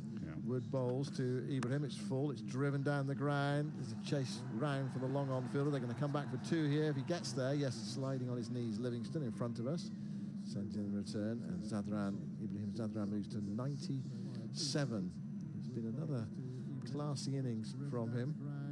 And he's heading towards another one-day 100. He's only 23 years of age. Really? Well, he's should have a hopefully very long career. It's a quality innings, this. High class, yeah. 37 for 3. He's got to hold it together. He was there at the start, took his time at the start. He's 3 away, 177 for 4. Wood bowls, dabbed away, down towards deep third. Another single there, moves to 98. He's made 500s in his one-day international career. He's played, how many innings has he played? Yeah, this is 35th innings. The average is 47. And you think, oh, well, who are Afghanistan playing? Well, he's got hundreds against Sri Lanka, Australia. Yeah, he's on the verge of one against England today. He's a big game, too. Yeah. 23 years of age. This is Azmatullah Omarzai. Looks up to see Wood approaching. It's full. It's clattered away into the offside with plenty of venom, but it's gone out to deep cover quite quickly. They are going to come back for the second, though. He's getting the skates on there. Omarzai coming back for that second run. That was Salt, who ran around and in a bit at deep cover, and it got there quite quickly as well. It was good running, a really aggressive running from Azmatullah and Ibrahim, and the score goes to 180 for 4 after 36 overs. Let's keep an eye on Mark Wood. Yep, he's continuing. So he's through 6 overs now. Imagine they want him to bowl another one in this spell, and then see what happens then. To say, well, thanks, Mark. Thanks for coming back and putting everything in. Or does he keep on going and bowl some overs at the end? Well, I don't know what he'll do. We'll I don't think he's going to bowl all 6 that he had left. He's bowled 3 in this spell, or was it 2? 2 in this spell. Both reasonably economical. I think that's, once he's going, sometimes it's easier just to keep going while you're loose and warm, and well, he's going to be warm anyway, I suppose, but rather than stop and then have to start again. It's Livingston, 4th over to Ibrahim, who's 98 not out, tossed up, driven for his 99th run. That's a long off. England's 5th bowler and beyond, so 5th, 6th, whatever, 7th bowler, have averaged 51.8 runs per wicket in one-day international since the start of 2024, gone at 6.6 runs per over. Both the average and economy are the worst among all the teams participating in this Champions Trophy. Livingston to Asma, has pushed through, clattered away in the air, goes out quickly towards deep cover. Second bounce, in fact. Out to Overton, who's on the boundary. One more run, and so Ibrahim Zadran is now 99 not out and on strike. 182 for 4. You can hear the excitement from the Afghanistan supporters, ready to hail 100. It's Livingston bowling. Plenty of gaps. Turned into the onside. They're off a quick single to mid-wicket. Throw comes in. They're home. And that's another one-day 100 for Ibrahim Zadran, who runs towards the Afghanistan dugout, takes his helmet off and acknowledges the applause, and they're standing up all around this ground and waving their placards and flags. And that's a fine innings from Ibrahim Zadran. Been there from the start. He's still got lots of work to do because there are bags of overs left. Still 13 and a half overs left. So it's been a controlled, classy 100. Yeah, I mean, he started very cagily against some good new ball bowling, but he's actually made good ground too. 100 off 106 with power to add. Having to bat through a tricky period after the loss of all those early wickets. I mean, it's a beautifully measured innings so far, and how many more is he going to get? So that's the highest quality innings you can imagine, really. Here's Livingston bowling, and that's smashed back over his head out towards the straight long off boundary. That's gone for 6. Drilled it to the far end of the ground from us. No nonsense stroke, that one. Bang. He hit that well. It was a sort of a skimmer. Not much, I mean, he hit it without much effort. It was beautifully timed. Straight back over his head. It was a loopy leg break. It was almost as if Azmat thought, well, I'll get him to his 100 and then I'll play a few shots. 189 for 4, 37th over. Azmatullah is on 28. Marzai gets one outside the off stump. One of those that Kid Suiz led to his downfall there. He tried to crack it through the offside, missed it. Taken by Jamie Smith. It was pushed through quicker and wider. Yeah. His eyes lit up. Could have nicked that through, mind you. Could have cracked it before as well. Livingston bowls. That was pushed through. He's on the back foot and thumps it down the ground for a single to long on. 190 before at the end of Livingston's over. So he's bowled 4 overs for 26. Liam Livingston, 10 off that one. Ibrahim's on 100. Azmat's on 29. They were 37 for 3. They're now 190 before. Well, the combination of fifth bowler has bowled enough overs if everyone else is fit, but I'm sure in Butler's mind there's the thinking, well, I don't really want to bowl Mark Wood all 10 unless I have to. I'm not sure I want to bowl Jamie Overton all 10. He's still got 4 remaining. I do want to bowl Archer all 10, but he's only got 2 left. I mean, it's a real juggling act, so I reckon he would still like, but not necessarily from Livingston, maybe from Root, he would like one of Root and Livingston to bowl an over or 2 more, just to give himself a little bit of leeway. That fifth bowler currently, with their 10 overs, has gone for 50, which is better than it has been sometimes in the past. Root's bowled very well, actually, 6 overs for 24 so far. Here's Wood bowling, and he very nearly gets to wicket. Azmat tries to force him through the offside, but he's going to get 4. I thought it was quite close to cover, but just over cover. It wasn't perfectly timed, but again, he gave himself some room and tried to thrash it through the offside. He got enough bat on it. For a moment there, it looked as if it was sailing out towards cover, but had enough on it to go over the cover fielder and head out towards the boundary. So 194 for 4. Azmatullah Omarzai goes to 33 from 22 balls. He's come in, he's played really positively. Yeah. He's taken it on, and he's advancing Afghanistan's cause here. Well, he's a powerful man, and his miss-hits, they travel pretty well. I mean, that was not perfectly timed by any stretch of the imagination, but there was plenty enough power there. This is a dangerous period for England. Yes, it is. Impressive from Afghanistan. Start of the 38th, 194 for 4. Wood goes in, bowls to Azmat, and that's hit high in the air, out towards the straight long off boundary, and it plops over the rope, and that's gone for 6. So he's taking Wood on here.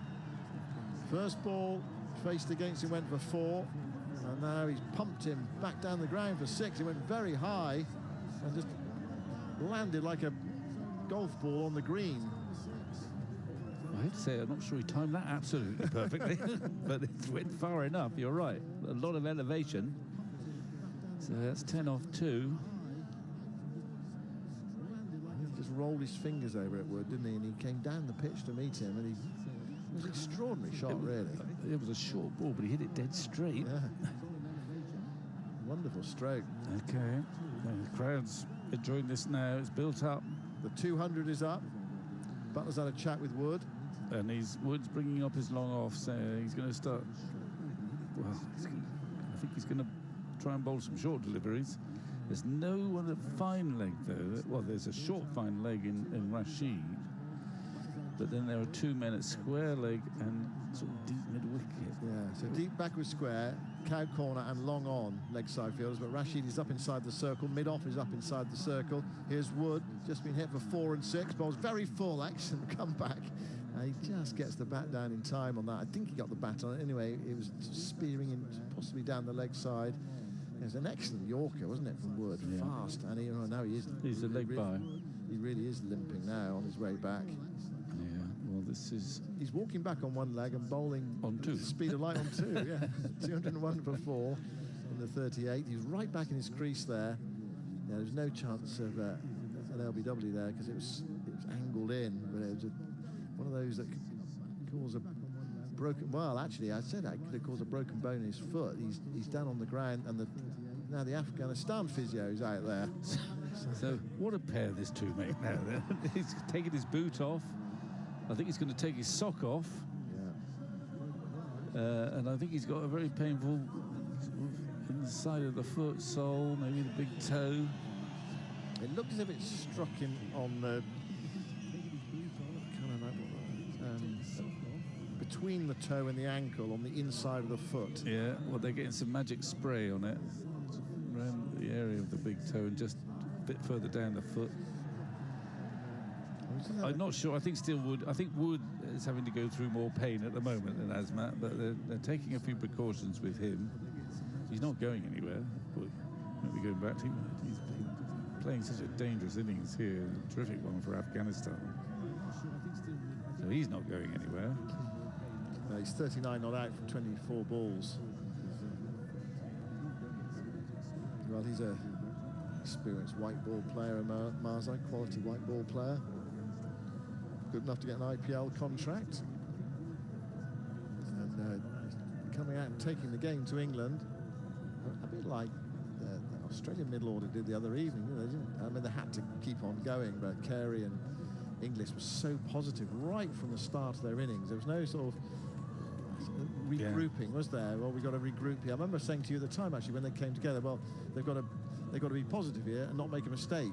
And that's exactly what they managed to do. Yes, well, I remember an old coach of mine, when we were struggling a bit, he used to say, well, you've just got to go out there and score at 7.5 and over and not get out.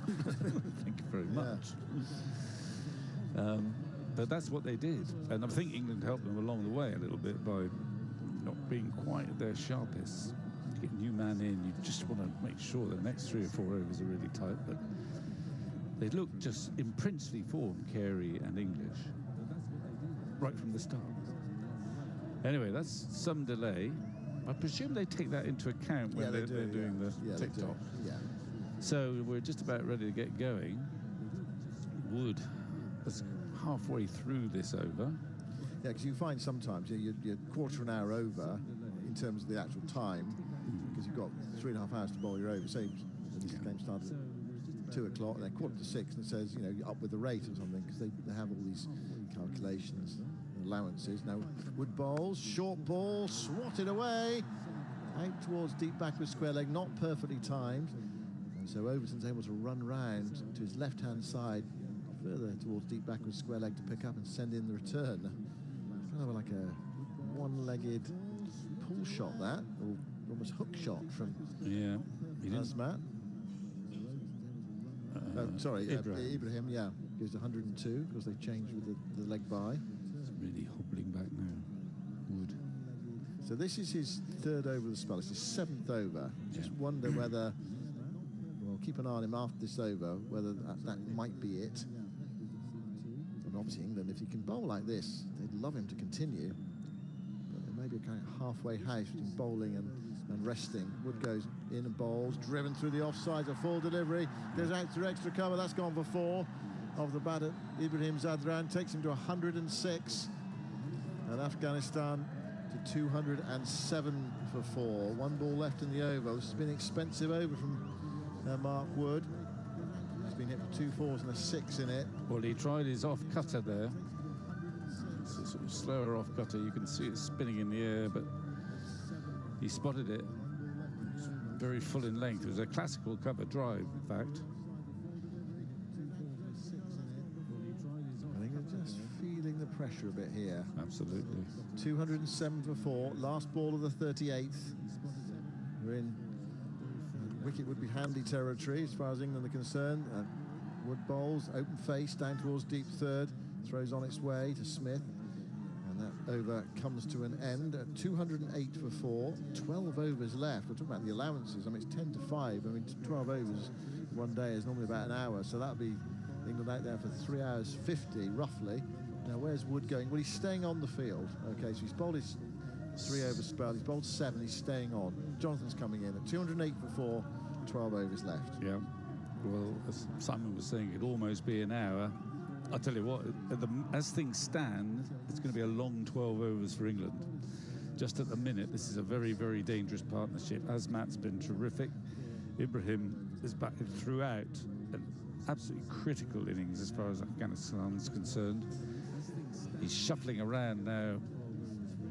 Butler, he's bringing Rashid back. I mean, he'll be hoping, I suppose, that he doesn't have to use his 5th/6 bowler, Ruton Livingston, again, but he might have to. We don't know if he can complete his 10 overs. There'll be some doubts whether Overton is going to be effective. We've got 4 overs left. Rashid's got 3 left. So Wood's got 3, Overton has 4. The 5th bowler is taken care of, as it were. Here's Rashid, and that's tucked away out to mid-wicket, straight to the fielder there, and there's no run, as long as Wood can bowl his overs. Yeah. And Overton, it's yeah. Could do with a couple of wickets, really. 208 Indeed. for 4. Yes.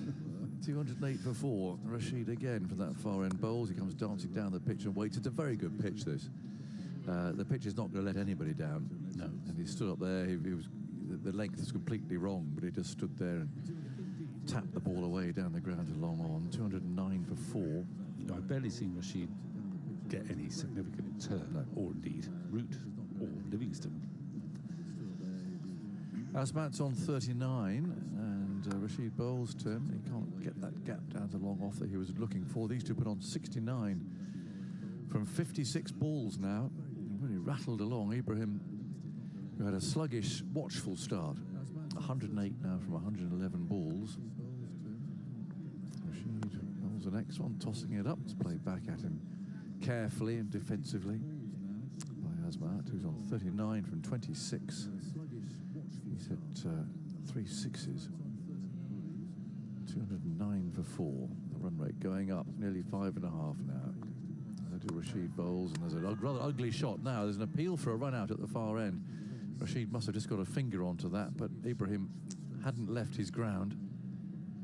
Umpire Wilson, I don't think, is bothering to check with the third umpire on this one, but you never know. Looking at a replay, they certainly flicked the finger. Yeah, he did. Well, I'm pretty sure he got back. I don't think they're going to bother to have a look. But it was quite a good piece of camera work. Yeah. Are they going to have a look? No. They usually do, but his bat was in the air, and they just brought it down in time, I think. 209 for 4. And Rashid is rubbing his fingers. It definitely hit his fingers on the way back, but the play continues. Rashid again over the wicket, bowl short this time, and on the back foot the ball's clubbed away to long off down at the far end of the ground. Asmat picks up another single. 210 for 4. More spectators coming in. I suspect it's probably about getting on for not quite half full, I don't suppose. But we were told 6 o'clock would be when everyone comes pouring in. There's still an hour to go yet. It's 5 to 5 on a Wednesday evening in this part of the world. It's a crowd in good spirits. Anyway, almost all Afghanistan supporters, or at least waving Afghanistan flags.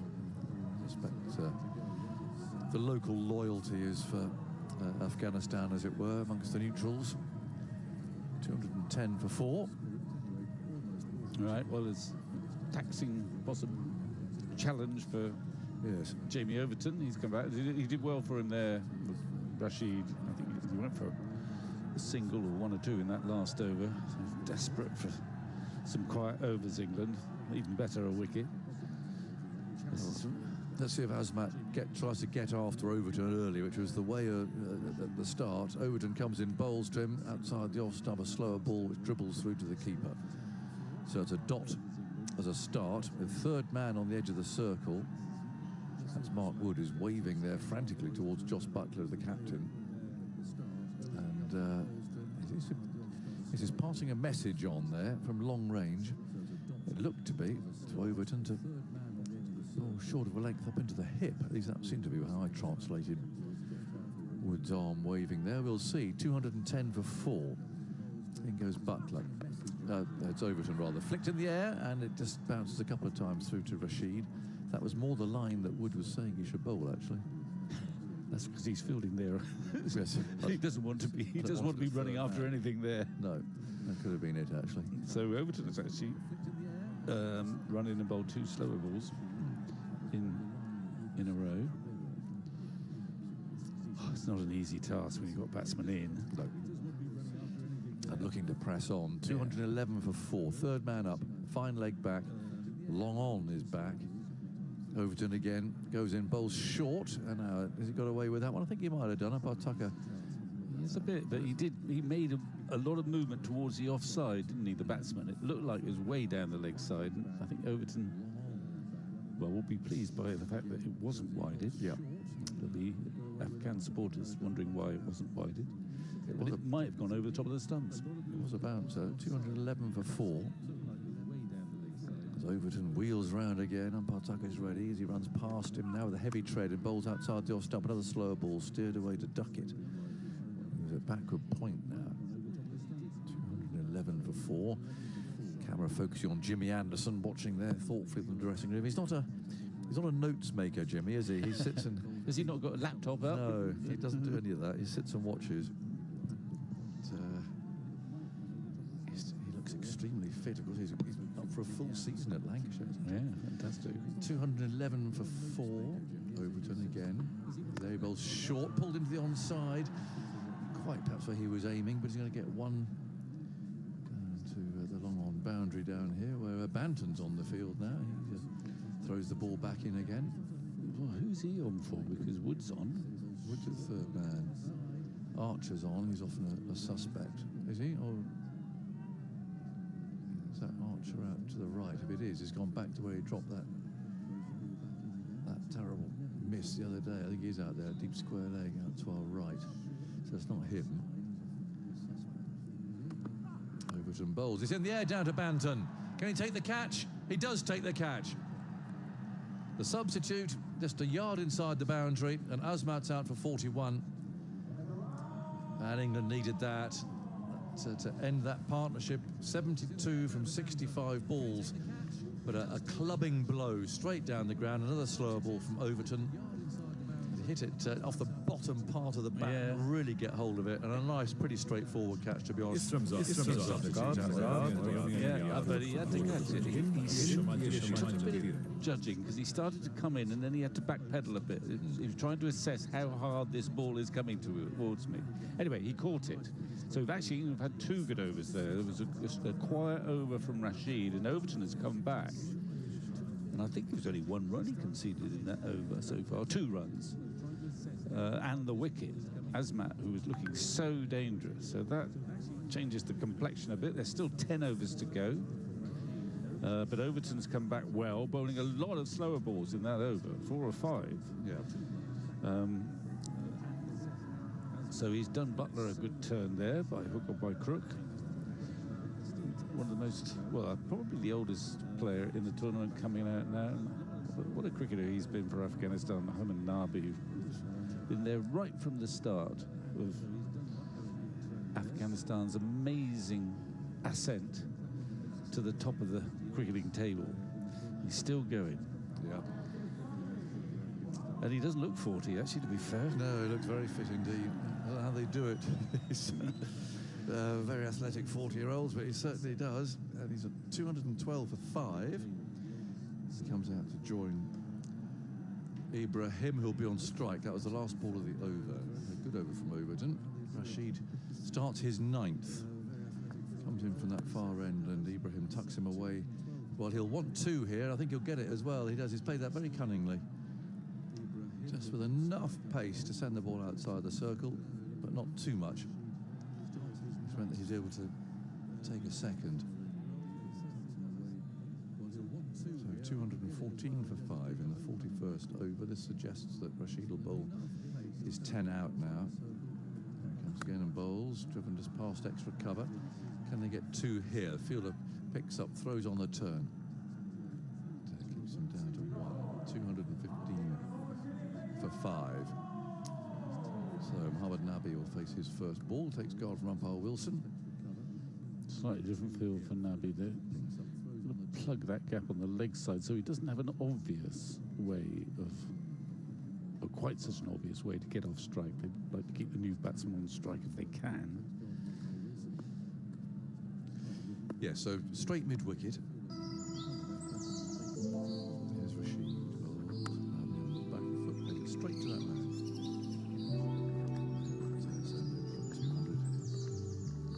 215 for 5 in over number 41. A must-win for both teams here. The loser goes out, effectively, as that next one goes past the outside edge. I'm not sure if it's spun particularly.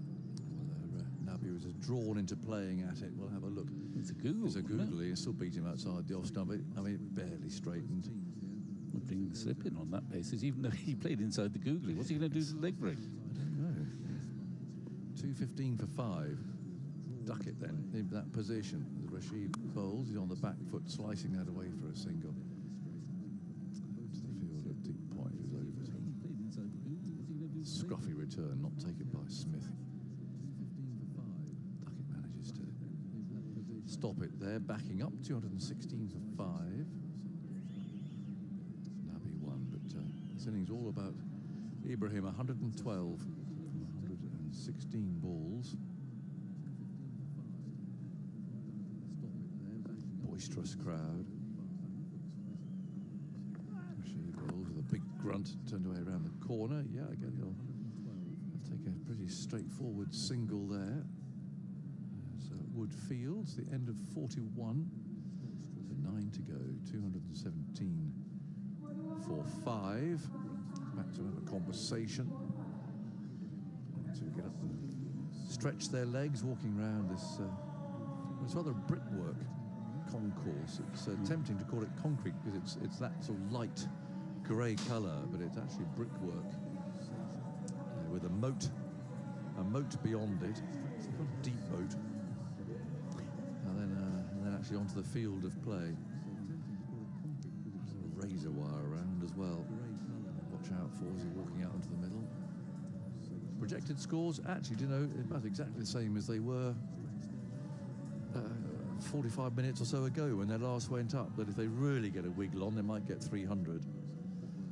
But likely, according to the computers at least, to fall short of that. 217 for 5. In goes Overton. Bowls short. He's hit that pretty hard out towards Archer, that same place he dropped a catch the other night. That one didn't quite carry to him. And he hit it pretty well out of the middle of the bat, and Overton thought there, he was holding his head in his hands, it was going to carry. Not quite. It was at the meat. It was a bit of a skimmer. Yeah. It was just in front of him. One of those was the fielder. Do you come in and take a bit of a chance and risk Losing. going for 4 or losing your teeth? Yeah. Or do you just play it safe? And that was what Archer did there, really. 218 for 5. Nabi on 1. He's right-handed, squatting over his bat as the next one's down the leg side. Overton shouts, catch it, hoping again to fool umpire Tucker into not calling a wide, but fails. Well, they have the option of reviewing it, but I don't think they're going to. It's an old trick, isn't it? It very occasionally works. The umpires are very wise to that now. Now, Joss Butler's come over. He's having a conversation with Harry Brook. Is he going to ask him to have a bowl? I hope not. I think you'd probably bowl Rashid out now. Yeah, as if he's just putting a bit of a thought out there, at least. This is a pull shot down towards fine leg. He'll take a single. Brook, of course, vice captain of the one-day setup. But Joss Butler there clearly just... So what do you think? Brook trots back. Cruelly, but inevitably, television is showing the replay of Archer dropping that catch the other night in exactly that same place. It was a bad miss there. 220 for 5 over. It's just dropped back a little bit. And they've got 3 men on the leg side boundary though, but not fine leg. It's a deep square leg, deep in wicket, long leg. As Ibrahim on 114 waits for Overton, who runs in, bowls very full, nicely bowled. And it's just prodded away into the offside. Runs away for 1 run. 221 for 5 in the 42nd. Overton bowling a lot of slower balls here. That one about 75, 76 miles an hour.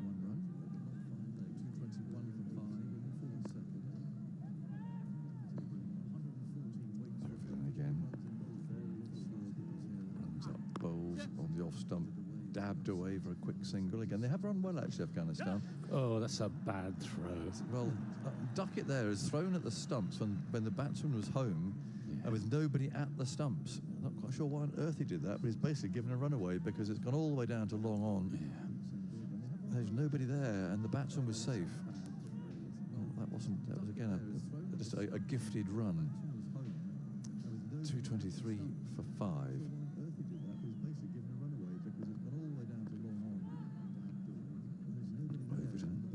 Wheels round again. Right arm over the wicket, bowls short. It's cut that high, and it's going to go for 4 too. Salt can't get there. There's a deep square third man. He played it very well, I must say. It was short, just bounced enough. And Nabi, he just come in, played a sort of an uppercut shot to that. Underneath it, quite deliberately hit in the air. Yeah, Over duck it. right at the meat of the bat. It's a Yeah. very good shot. Ended up with both feet off the ground as he played it. Quite a photogenic shot as well. Yes, it was. So they're pressing on. 2:27 for 5. It's Walker needing and to score later. The lights are on. When darkness descends. Overton bowls straight up, a bit short, and tucks Nabby up that time. So 8 overs remain. 227 for 5. Victor, you have a breather. Jamal Mills is back with us again. But, big 8 overs these, Jamal. Afghanistan supporter, you'll be happy. You'll obviously, as we keep talking about that 300 number being the bare minimum. Losing on Marazi was a hammer blow because he was striking it nicely, and he is an established T20 player as well. But saying that, so Mohamed Nabi and Gulbuddin Naib as well, who's next to come in. He's actually in good form. He was playing in the ILT20 that I was out playing in the UAE in January, and he was part of the Dubai Giants side, Dubai Capital, sorry, and he actually had a really good competition with the bat, so he's seeing it well. So they're going to come hard at England, you'd suspect, for the next 8 overs and try and get themselves a score north of 300, and then hope that their spinners can go to work in the second half. Well, interesting that they're keeping 1 over of Rashid up their sleeves here, and Wood is back. Change of end is coming in from the far end now, and he bowls on the off stump and short enough to be steered to third man, where Rashid fields, and they take 1 run. So Mark Wood now into his 8th over. Rashid has got 1 left. Overton's got 2 left. The Root Livingston combination is bowled out, as it were. So as long as Wood can get through these 3, or what remains of his 3, he's got a jiggered knee if people are tuning and saying, "What are you talking about? He went off the field." Clearly a bit of a problem. He's not bowling absolutely flat out. He's coming in off his long run, but not the cheerful, smiley Mark Wood that you normally see out there in the field. He's clearly in a bit of pain, I would say, but he's just trying to get his overs bowled because England are already juggling their 5th bowler between 2. Here's Wood again, and he bowls on off stump, pushed away for a quick single. Again, very nicely taken. They haven't missed any of these quick singles. They're bowling in the 80s, Wood at the moment, but loosening up. Now there's some Afghanistan supporters there waving a cross of St George amongst their own flags.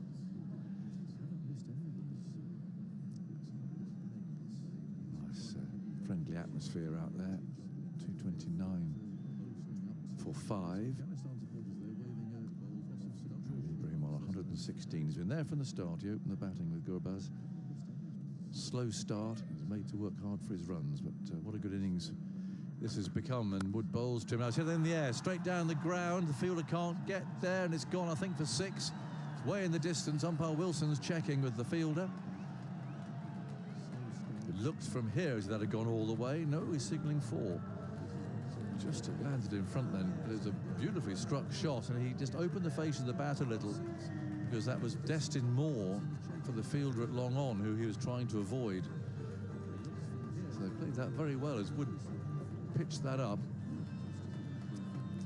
And 4 runs, so fine shot. Yeah, he did. He just stepped away to the leg side and opened up to try and access down the ground, trying to hit it at the sight screen. So smart batting as well. Yeah, mid-off is up as Wood comes in bowls, and this is a sliced edge this time, a chase for Rashid. Down he goes, picks up, throws in a sort of pirouette manner. A wayward throw, it didn't matter. He just looked to get rid of the ball. And as soon as that's happened, the batsman was put off going for a second. 234 for 5. They're in the 43rd over. Wood has conceded 48 now. He's got 2 balls to go in his 8th over.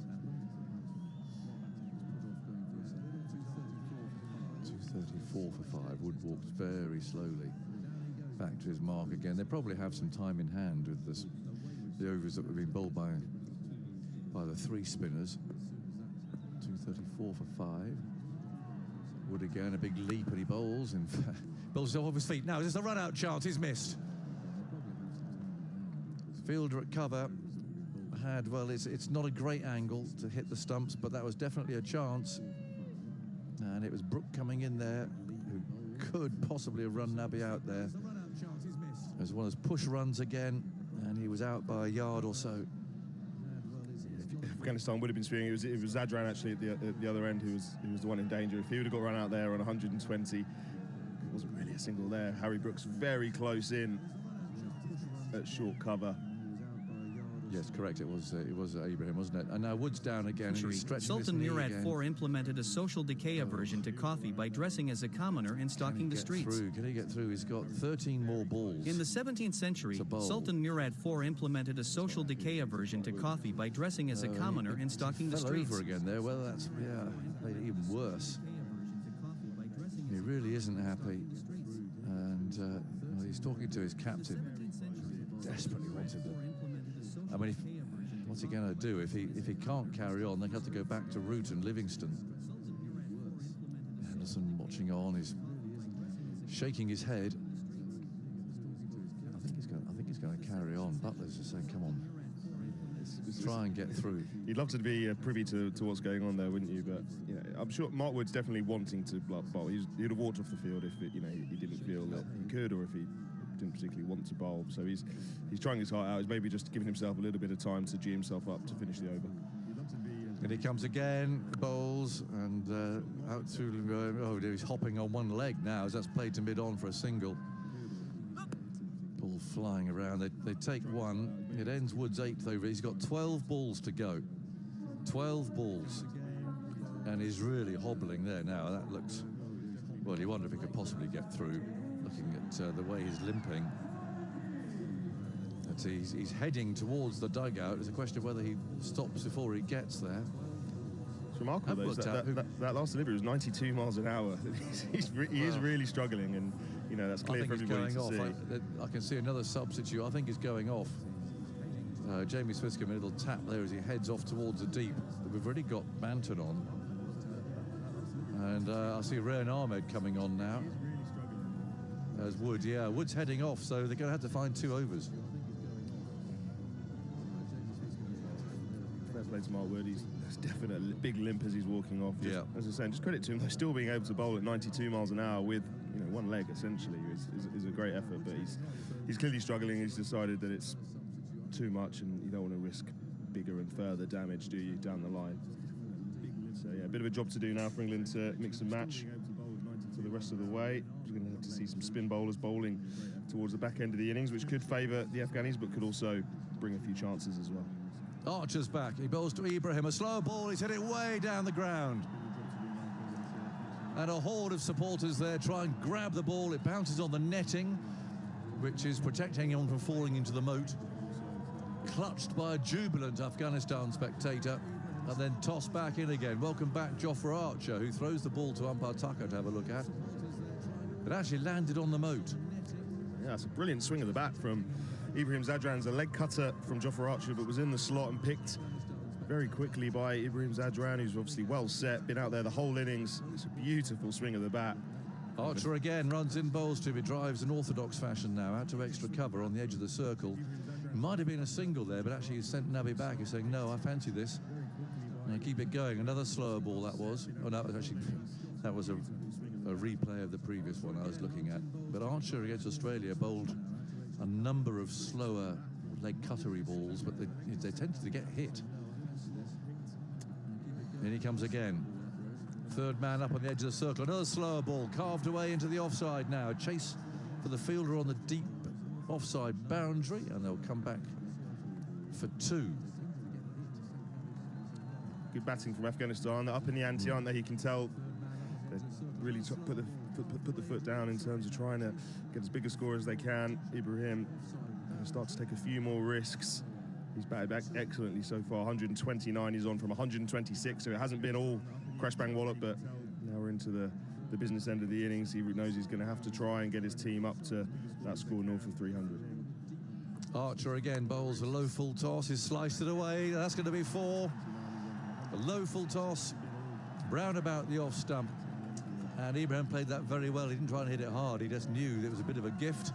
As long as he got the middle of the bat on it. He could steer the ball wherever he wanted, and he knew where the gap was. Third man is up, and he's played that very deliberately, just behind square, beautifully placed.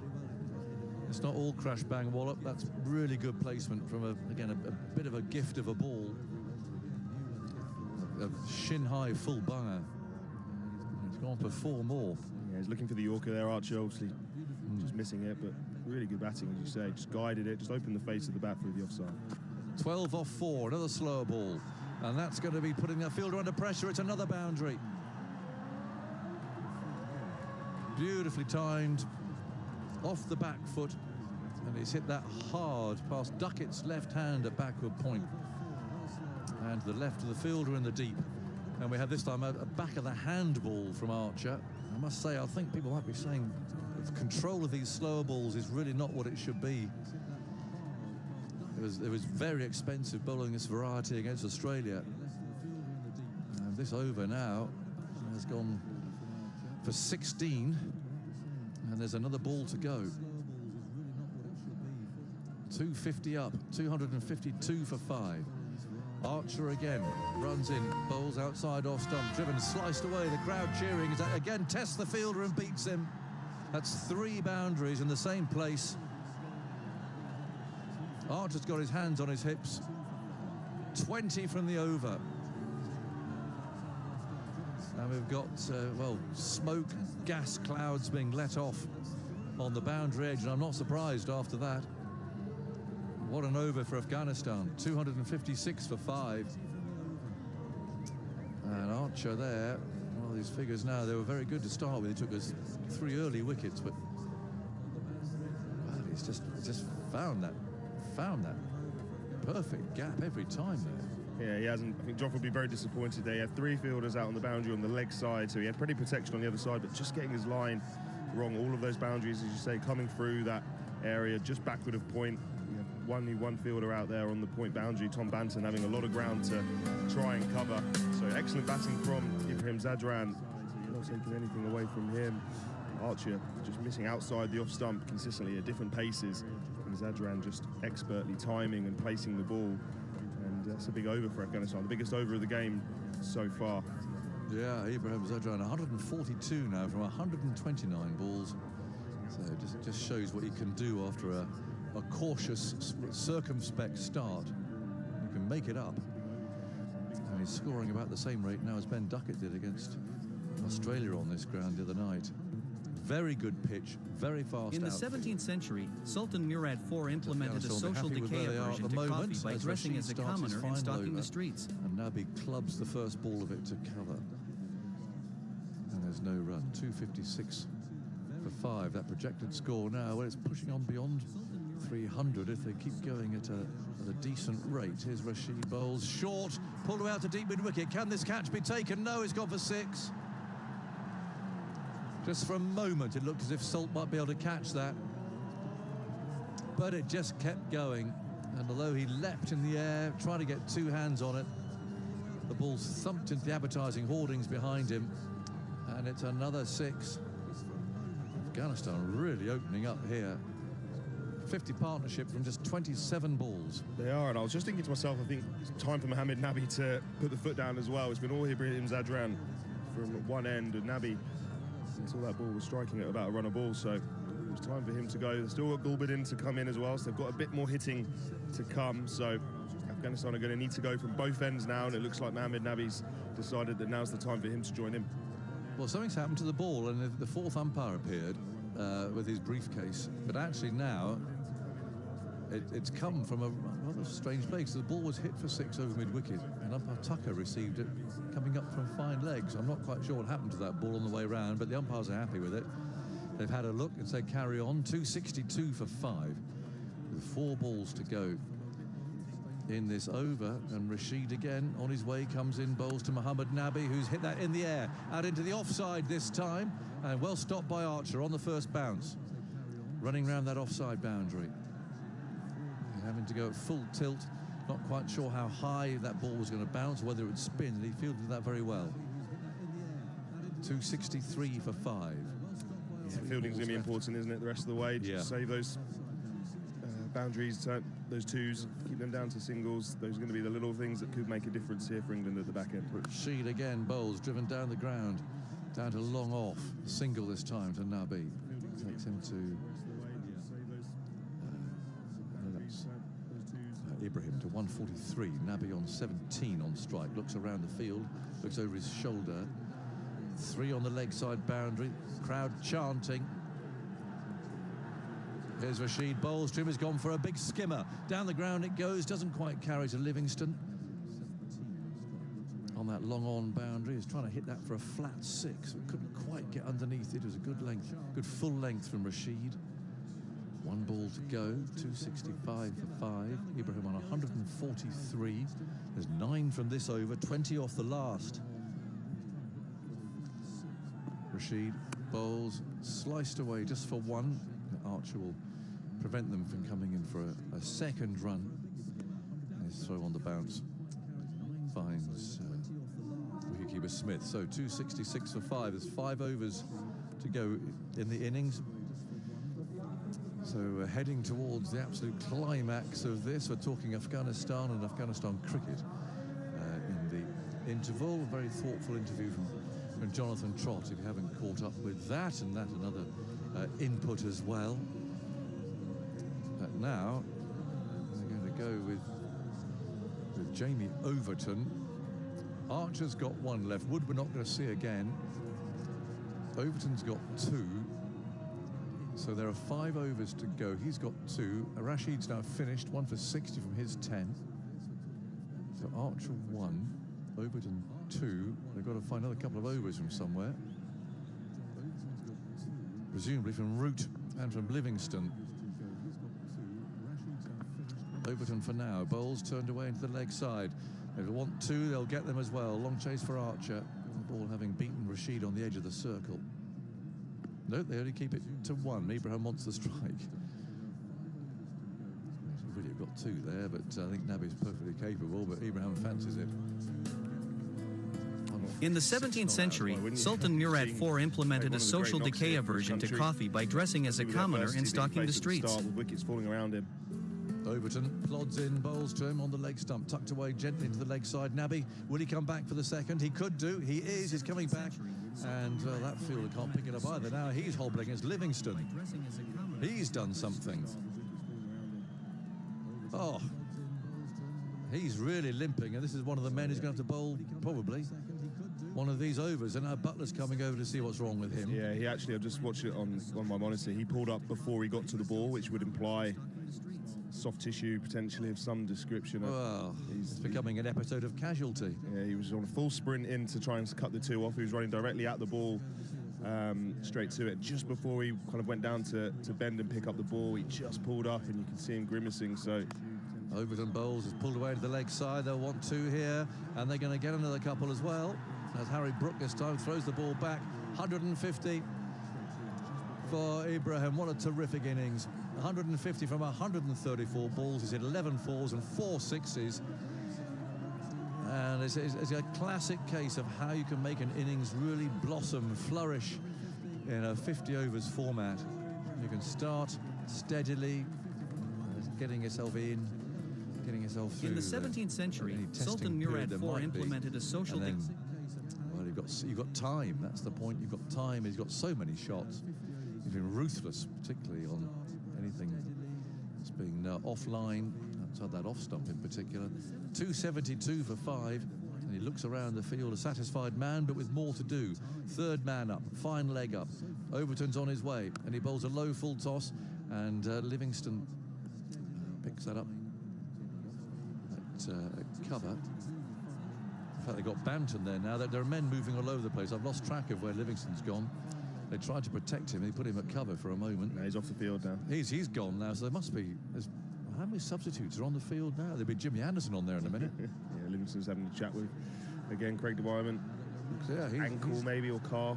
Yeah, so he's gone. Then goes Overton. Bowls short. That sounded good from the crack of the bat point of view, but it's fielded out a deep mid-wicket. So Banton's on. Red Ahmed's on. I'm not sure there's another substitute out there or not at the moment. It's completely losing track of this. 274 for 5. There's Overton. The last ball of this over, which has conceded 8 so far, bowls to Ibrahim on 151, a low full toss. Again, they're going to want 2s. That's tucked away out towards long on. It's Nabi who's running back, and there's a fumble.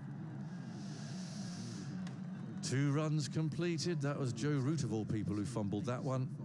And it's 276 for 5 with 4 overs to go. They're going to get their 300, one imagines. Ibrahim on 153, Mohammad Nabi on 19. And field is coming and going. I really don't know who's on there at the moment, Simon. I wish you good luck with that, because it's just been impossible. People coming and going, and the busiest man is the physio at the moment. So, Timal, some thoughts from you, and into the final 4 overs we go with Simon Mann. Yeah, things getting away from England just a little bit here, as you say. A couple of injury worries for them with multiple players off the field. But from an England point of view, things aren't drastically away from them. They've done some good work at the start of the innings, which has meant that they're not staring down the barrel of a huge total that they're going to be chasing later, you don't think. But still 276 for 5 from 46. The wicket still does look pretty good to bat on. We haven't seen any real turn or ball going up and down, so it should still be a good surface. But Afghanistan really do have the momentum at the moment. They do, and they've got the chance here of what, 315, 320 if they go really well, something like that. Well, if they go really well, I mean, it could be anything. The fact that they're going to have to bowl Joe Root a couple of overs. Wood's off the field. We assume he's not going to bowl anymore now. So Livingston's off the field as well. He's bowled 4. So Root's going to have to bowl 2. So the 47th, 49th, he could bowl the last over, I suppose. Archer's got 1 left. Overton's got 1 left. So Joe Root's going to bowl 2 of the last 4 overs. That's the situation England find themselves in because of that injury to Mark Wood. Root bowls to Nabi from round the wicket. Nabi hoofs him away, and that's disappearing into the crowd for 6 over wide long on. Well, just smacked it, stood there and smacked him. And everything's disappearing at the moment. I say 315, 320, it could be anything. 282 for 5. Mohammad Nabi's 25 not out, the 40-year-old from 15 balls, and Ibrahim Zadran 153 at the non-strikers. Root bowls, flat ball, hit away into the leg side, 6 or out, 6 over deep mid-wicket. Well, they're loving this. The Afghanistan supporters all around the ground waving their flags. Phil Salt leapt in the air at deep mid-wicket. Had just enough on it, got fingertips to it, and then fell back over the boundary rope. And Root's gone for 2 sixes from his first 2 balls. Nabi's up to 31. 288 for 5. Oh, it's glorious if you're an Afghanistan supporter. And England under huge pressure here. Root goes in again, bowls to Nabi. Low full toss outside the off stump. Cutaway, misfield at backward point by Duckett. That's gone for 4. Duckett can't believe it, slaps his thigh. 6-6-4. Root went wide of off stump, full toss or low full toss in an effort not to be hit for 6. And Duckett fumbled it at backward point, and it raced to the boundary. 292 for 5. It's actually good bowling. Afghanistan after 30 overs were 143 for 4. Yeah, it's actually good bowling from Joe Root. He nailed his Yorker. He'd missed the first 2, and rightly so, was hit for 6. He hit his Yorker this time, and Ben Duckett, that's a really poor effort. He'll be really disappointed with that. Didn't even need to dive, just went straight through his hands. So Afghanistan really throwing everything they have at Joe Root here, and obviously started the over brilliantly. He's going over the wicket now to bowl to Nabi. Nabi hits us away down the ground, along the ground this time. And a blessed relief for England. It's only a single. 293 for 5. 46.4 overs. Nabi's coming at number 7, 36 from 18 balls. Ibrahim has played a fine innings. 153 from 136. Root Bolton wide of off stump, drilled away through extra cover. That's 4 as well. All the way along the ground. Nothing Butler could do at extra cover. Fast outfield. And we're now on the verge of 300 4s, and there have been 19 4s and 10 6s in this innings, Timal. 297 for 5. Yeah, This has been played perfectly into Afghanistan's hands here. There's injuries to Livingston and Mark Wood has meant that Joe Root having to bowl at the death against 2 set batters. It really 53 from the last 20 balls. Couldn't have asked for. If you could have asked Ibrahim Zadran and Mohamed Nabi what they would like from these last few overs, they'd have asked for regulation off spin on a great wicket that's not turning in a fast outfield. Root's gone round the wicket, then over the wicket. Now he's coming back round the wicket to bowl. And that one is dabbed away. Low full toss. It's coming down fine. I don't think it will be 4 this time. Overton runs round. Picks it up. Ibrahim Zadran gets 2. Takes him to 159. He's on the verge of beating his best score in one-day international cricket, which is 162 against Sri Lanka and Pallakeli. What a day to do it. 299 for 5, Tamal. Absolutely. It's tough. Dreams are made of. Obviously, Afghanistan in the same position as England, knowing that they have to win today if they stand any chance of progressing in this tournament. So it's a huge game for them. All eyes from our point of view are from an English perspective, but this is a huge game for Afghanistan as well, and they're going to give themselves a brilliant chance of progressing in this tournament by putting England under pressure. They had to weather a big storm at the start, lost 3 wickets inside the power play, had to rebuild, and now they're coming out the other end, all guns blazing, putting England under a lot of pressure. Well, that was an expensive over from Joe Root, but he's been asked to do a job that look back than he's ever done before. Here's Archer, his final over. His first ball is played away into the onside, slightly miscued down towards deep square leg by Nabi. Takes him to 37. What job he's done for his team. 37 off 19 balls, and Afghanistan's 300 is on the board. Start of the 48th over. Livingston back out there. Yes, he is. So Livingston's back. So, I mean, in theory, he could bowl instead of Joe Root. I mean, that's 6 1/2 dozen the other, really. Yeah, I'd imagine that Jamie Overton would bowl the next over in the hope of between now and the last over you take a couple of wickets and you can protect the spinner a little bit. But there's Archer taking 3 wickets. Bowls to Zadran, straight ball whipped away. Nice looking shot, but England got protection there at deep mid wicket, so it's only a single. So Rashid Khan to come. I mean, he can come out and do all sorts of strange things in a short space of time. So he's one option remaining for Afghanistan, and then of course 10 overs from him later. Quality bowler. His effectiveness is at its height in T20 cricket when you feel you've got a score, but he's also got those tricks as well. He's still a good bowler in one-day cricket as well. Slower ball from Archer, miscued into the offside. That just sums up England in the last 10 overs or so. It lands between 3 fielders. It was a miscue into the offside. There's 1 more run to the total. Nabi goes to 38, scored to 302 for 5, midway through the 48th. Archer walking slowly back. Slower ball dug in by Archer. Nabi went for it and he got away with it. Now Zadran, Ibrahim Zadran, he's 160 not out. Looking at the field, long off's going back. He was inside the circle. That's seeing the captain Butler, and the deep square leg is coming in. So he's got long off and long on. Deep square's inside the circle. Archer bowls, slower ball 4, out towards long on, and 6. And his highest score in one-day international cricket. Takes him to 166, and he knocked him over the long-on boundary. No trouble at all. Lovely timing from Zadran.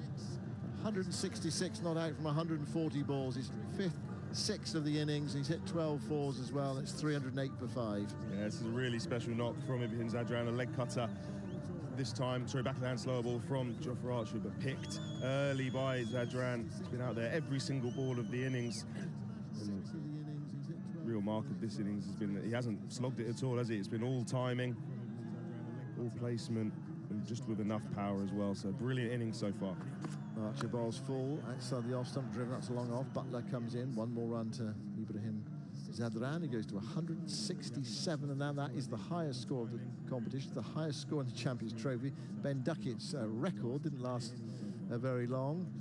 It's a nice place to bat here in Lahore, especially on this flat pitch, fast outfield. Got that freedom batting first as well. You've got the pressure of what difficult to get, which England will have later. Australia dealt with it very well the other day. Archer bowls, short ball. Nabi, I think, might well have been hitting the helmet there as he went for the pull shot. Yeah, he takes the helmet off and has a look at the grill, so we're going to have a bit of a delay while there is a concussion test. 309 for 5. Yeah, that's hit him really hard, Mohamed Nabi. Flush on the grill. He seems okay, immediate response. Too fussed. Tough man, Mohamed Nabi, been around a long time, seen a lot, but immediately taking the helmet off there and chucking it on the floor. That'll need replacing once the physio's come out and done his requisite checks. But good comeback from Archer. He finishes his spell 3 for 64 from 10. Took 3 overs in his first spell in the power play and wicketless since then. Just see Nabi go through his checks with the physio. The physio have to have a list of questions that he asks just to make sure that Mohamed Nabi knows what day of the week it is and such. Hit him hard actually, right on the cheek piece, through the pull shot, but took his eyes off the ball, flush into the grill. So the helmet doing its job there. Fingers crossed he's okay to finish batting. Yeah, just as well, because it did smack him on the side of the head.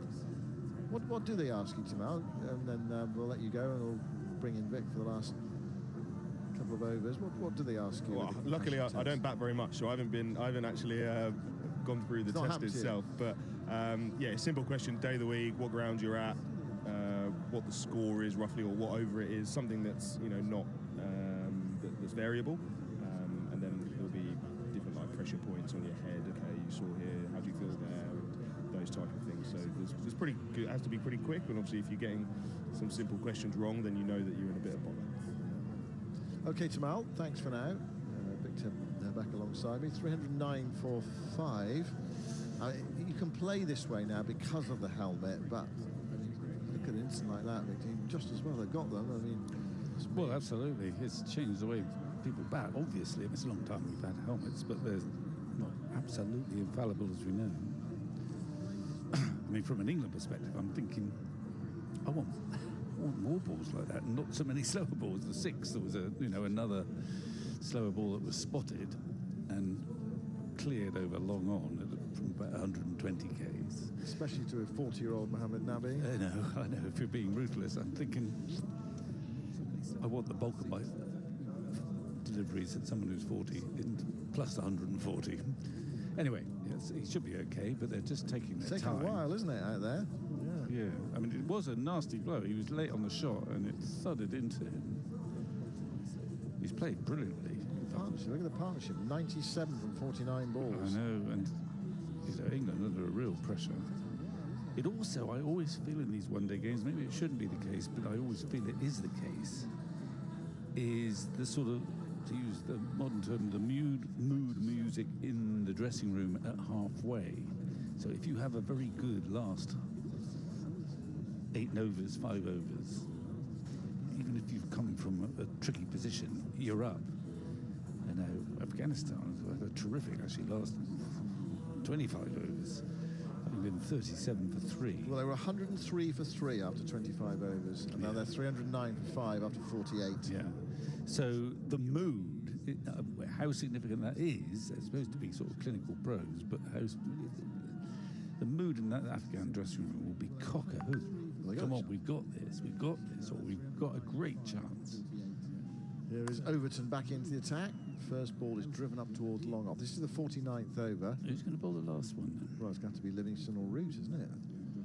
And I mean, Tamal was making the point that what they would hope is they bowl Archer there, Overton here, in the hope of getting a wicket or two, and then have at least for the 5th stroke 6th bowl, at least having a new batter out there, or 2 new batters. So, and there's some sense in that. There is some sense of that. There's almost a sense in playing quite cagely in this over. Overton bowls, and the Nabi has to reach for that, hits it away towards cover, and Butler tries to run him out. They're going to get an overthrow. Yeah. Out towards deep mid-wicket. Butler took that on there, square on, so basically 1 stump to aim at, and they got 2. I think they were going to be in too, but anyway. Just another sign there of things not going England's way, or at least, that some of the cricket they're playing not quite being at the level required. Here's a full ball. That's a good ball from Overton into the pads of Nabi. So they get a leg by that time. 330 13 for 5. 9 balls left of Afghanistan's innings. I suppose things like that delay, the hitting the helmet, it all sort of helps in just laying things and gets a bit closer to that dew falling later on. The longer this innings lasts. Well, you're putting a lot of hope on the dew. Well, I just I mean, noticed what doesn't matter whether dew or not? 313 for 5 runs out of from 37 for 3. The mood is not going to be great in that England dressing room. It'll take some single-mindedness to cope with this sort of target. Ibrahim gets a ball that's wide of Austin. It's a slow ball. That's going to delay things even further because it's going to be a wide. So we're coming up to 5:45, and they're supposed to be off the field at 5:30. Still an over and a half to come. It's 3:14 for 5, but there have been some mitigating circumstances, and they take that into account. Things like injuries, that will now be instant there. The Mark Wood thing, Liam Livingston, a bit, and other things as well. Ball disappearing. Here's Overton, driven firmly into the onside. They're off for one. They'll come back for the second there, just outside the circle. At least the boundaries have dried up for now in this over. 3:16 for 5. 10 balls left of the innings. Ibrahim Zadran is 170 not out. If it went very well for him from here, he could make a double hundred, but that's going to go exceedingly well. Mind you, he has got, you know, a 5th, 6th bowler to face in the final over. Pumps a few over the ropes. That would be something. He waits now for Overton outside the off stump, lifted down the ground. Well, there's 6 of them. That'll take him to 176. He's hit that way over the head of the long-on fielder into the stand at the far end. And Afghanistan 322 for 5. And there's 7 balls left of their innings. They might even get close to England's score against Australia the other evening of 351. And swatted down the ground, no trouble at all. 6th 6. 12 fours as well. Well, I think you find putting their faith in dew and hoping that Livingston's calculations that the dew was worth 60 runs is correct, because they're going to need them. There they are. Overton bowls to Ibrahim, low full toss, dug out, and goes to short third. It's stopped by Duckett, and Ibrahim Zadran gets a single, and that's the last ball of the over. So, if he wants to make his double hundred, he's 23 off the over. Not impossible. This is Afghanistan's highest score in ICC one-day international tournaments. And their plan today was just take the pressure off themselves by not batting second. They won the toss, get a score. Well, it didn't look as though they're going to get a huge score at one stage. Halfway stage, 103 for 3. They were 37 for 3. But they are now 323 for 5 with 1 over left. Reasonable expectations here of deep into the 330s. And England have got a chase on later. Even on a good pitch and fast outfield and the dew factor and all that, I mean, they've still got a huge And you've got to, task as I keep saying, you've got to cope with the fact that what seemed to be a game under control has disappeared and is out of control. And this will be a taxi last over for Liam Livingston. Yeah, well, Don't know whether he's going to bowl his leg breaks or his off breaks. It's hard to tell from the field. I mean, it looks like, well, there's going to be 1, 2, 3 men on the leg side boundary, and 2 on the off. 2 on the off, 3 inside 5 the on the circle. offside. Yeah, we'll see. Right, Livingston first ball the over. Ibrahim is 177 not out, 23 away from an unlikely double hundred. Well, he swats that away into the leg side. Archer on the rope, catches it and takes it. Just inside the rope. He didn't have much room for manoeuvre there. That was a really well-judged catch by Jofra Archer, and that might have saved England a few runs in this final over. But what an innings from Ibrahim Zadran. Duckett comes over to shake his hand, one, 2 of the other England players shaking his hand as well and saying, well played. Well, he's topped Ben Duckett's innings from the other day, and he's made the highest score in the Champions Trophy, his highest individual score in a one-day international. And he saw 3 of his colleagues go early, and he's rattled 177 from 146 balls. Magnificent innings from Ibrahim Zadran. Yeah, it's a brilliant effort. He walks off actually grim-faced. I think he's disappointed that didn't clear him, and it was a good strike. It's a big boundary out there. He just managed to stay inside the rope, Archer. So he wasn't smiling at all. He wanted more. Still Rashid to come. He's not come in yet. Anyway, Gulbuddin's coming at number 8 for Afghanistan. He just holds Livingston up. So past a quarter to 6. He bowled quite a slowish leg break to get his wicket. It was a good hit out there, wasn't it? It's Just a big right hit. on the ropes. Very well judged by Archer. Excellent catch. Livingston bowls to Gulbuddin. He tries to swing it away into the leg side, struck on the pad. A valuable dot ball. And this is what England were hoping for. They were hoping Livingston actually would have a new batter to bowl that in the final over, but Livingston, who's kind of made it himself, or Archer, I suppose, with the catch. Livingston bowls to Gulbuddin, and he hoiks this down the ground in the air, one bounce towards long on.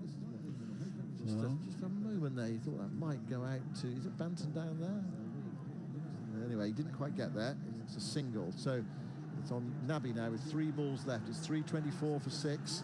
Livingston bowls to Nabi, pushed through, lifted in the air, out towards long on. It's another one of those potential boundary catches, and it's taken just inside the rope. It's Joe Root with the catch at long on. So this last over is working out Right now, well, it might feel like no for one England. sees your worth. 2 boundary catches, Archer just inside the rope, and Joe Root just inside the rope as well. 3:24 for 7. There are 2 balls left, and Rashid Khan, I imagine he's on his way now. Oh, he's practically in the middle. Yeah. he's not hanging around. He's not got his helmet on. Nabi's gone for 40. Well, it's an excellent innings from Nabi. He got hit on the head once, but he's got that 40 in 24 balls. Not bad for a 40-year-old. He can still hit a long ball, not quite timing that last one. So, the unusual sight of last man in without a helmet on and a big smile on his face. We can see that now. Rashid Khan is capable of the unorthodox. Livingston to bowl to him. Here's his first ball. He swats it in the air, and he's hit that over the wicket-keeper's head, and he gets a single. It's only a single. This over, it promised to be punishing for Nabi and Zadran still there, but they've only got how many runs off it? 2, is it? Yeah. 2 runs off it and 2 wickets and a dot ball. And 1 to go. This is the last ball of the innings. Gulbuddin on strike. It's 325 for 7, and Livingston bowls, and he misses it as he looks to hoik that into the leg side. Well, that's a remarkable last over. 2 wickets, 2 runs. Livingston finished with 5 overs, 2 for 28, and Afghanistan 325 for 7 after their 50 overs, but still a challenging task ahead for England. Absolutely. I mean, it's a brilliant innings by Ibrahim Zadran. Absolutely brilliant. In the situation, do or die match, 37 for 3, and there he is out in the last over for a 177. A beautiful measured innings. He never used to seem to be sort of slogging at any stage or at any stage desperate, even when he had those quiet periods. That last over, I mean, it will lift England. Actually, they probably saved themselves a dozen runs. So you would have bargained on another dozen in that last over. Yeah. So, you know, a dozen runs is a dozen runs. But nonetheless, 326 to win, due or no due, will take some getting and some steely nerves to getting. You know, you're going to need a fast start. You can't expect, I don't think, to emulate the tempo of the Afghan innings. You'll need a faster start, and you'll need some steady nerves and some high-quality batting against some high-quality spin bowlers. We're certainly expecting that. So it's game on. England have got a lot of hard work to do to win this game. I know Australia got 351, but there's no guarantee that England can get this target. I can tell you, with the added pressure of knowing there's real jeopardy in this game, you're out. You've got to play one more game come what may, but you're out if you lose it. So much to savour, but it won't be comfortable viewing, I suspect, if you are desperate for England to stay in this tournament. But game on. That's the target. They know what they've got to do now. It's a target that's significantly bigger than they thought it would be about an hour and a half ago. Thanks to Ibrahim, Nabi, Azmat. They played terrifically down in the second half of this innings. After the last 10 overs, Afghanistan scored 113. The loss of those 2 wickets in the last over. 39 for 3 from the first 10 overs, so England won the power play quite emphatically, and then the recovery, and then the acceleration, and then at the end the dramatic hitting from Nabi and Ibrahim Zadran. Ibrahim Zadran, magnificent 100. Congratulations. What was the key to that innings from your point of view? Bismillah ar-Rahman ar-Rahim. First of all, I'm very thankful to my dear Allah. It's not easy to come back to international cricket. In 50 overs, I have just come back to international cricket after my injury, after 7 months, but I haven't played ODI cricket for the last 1 year. The expectation was there from me, and I was expecting that kind of innings from myself as well. I was just trying to put a little bit pressure on myself.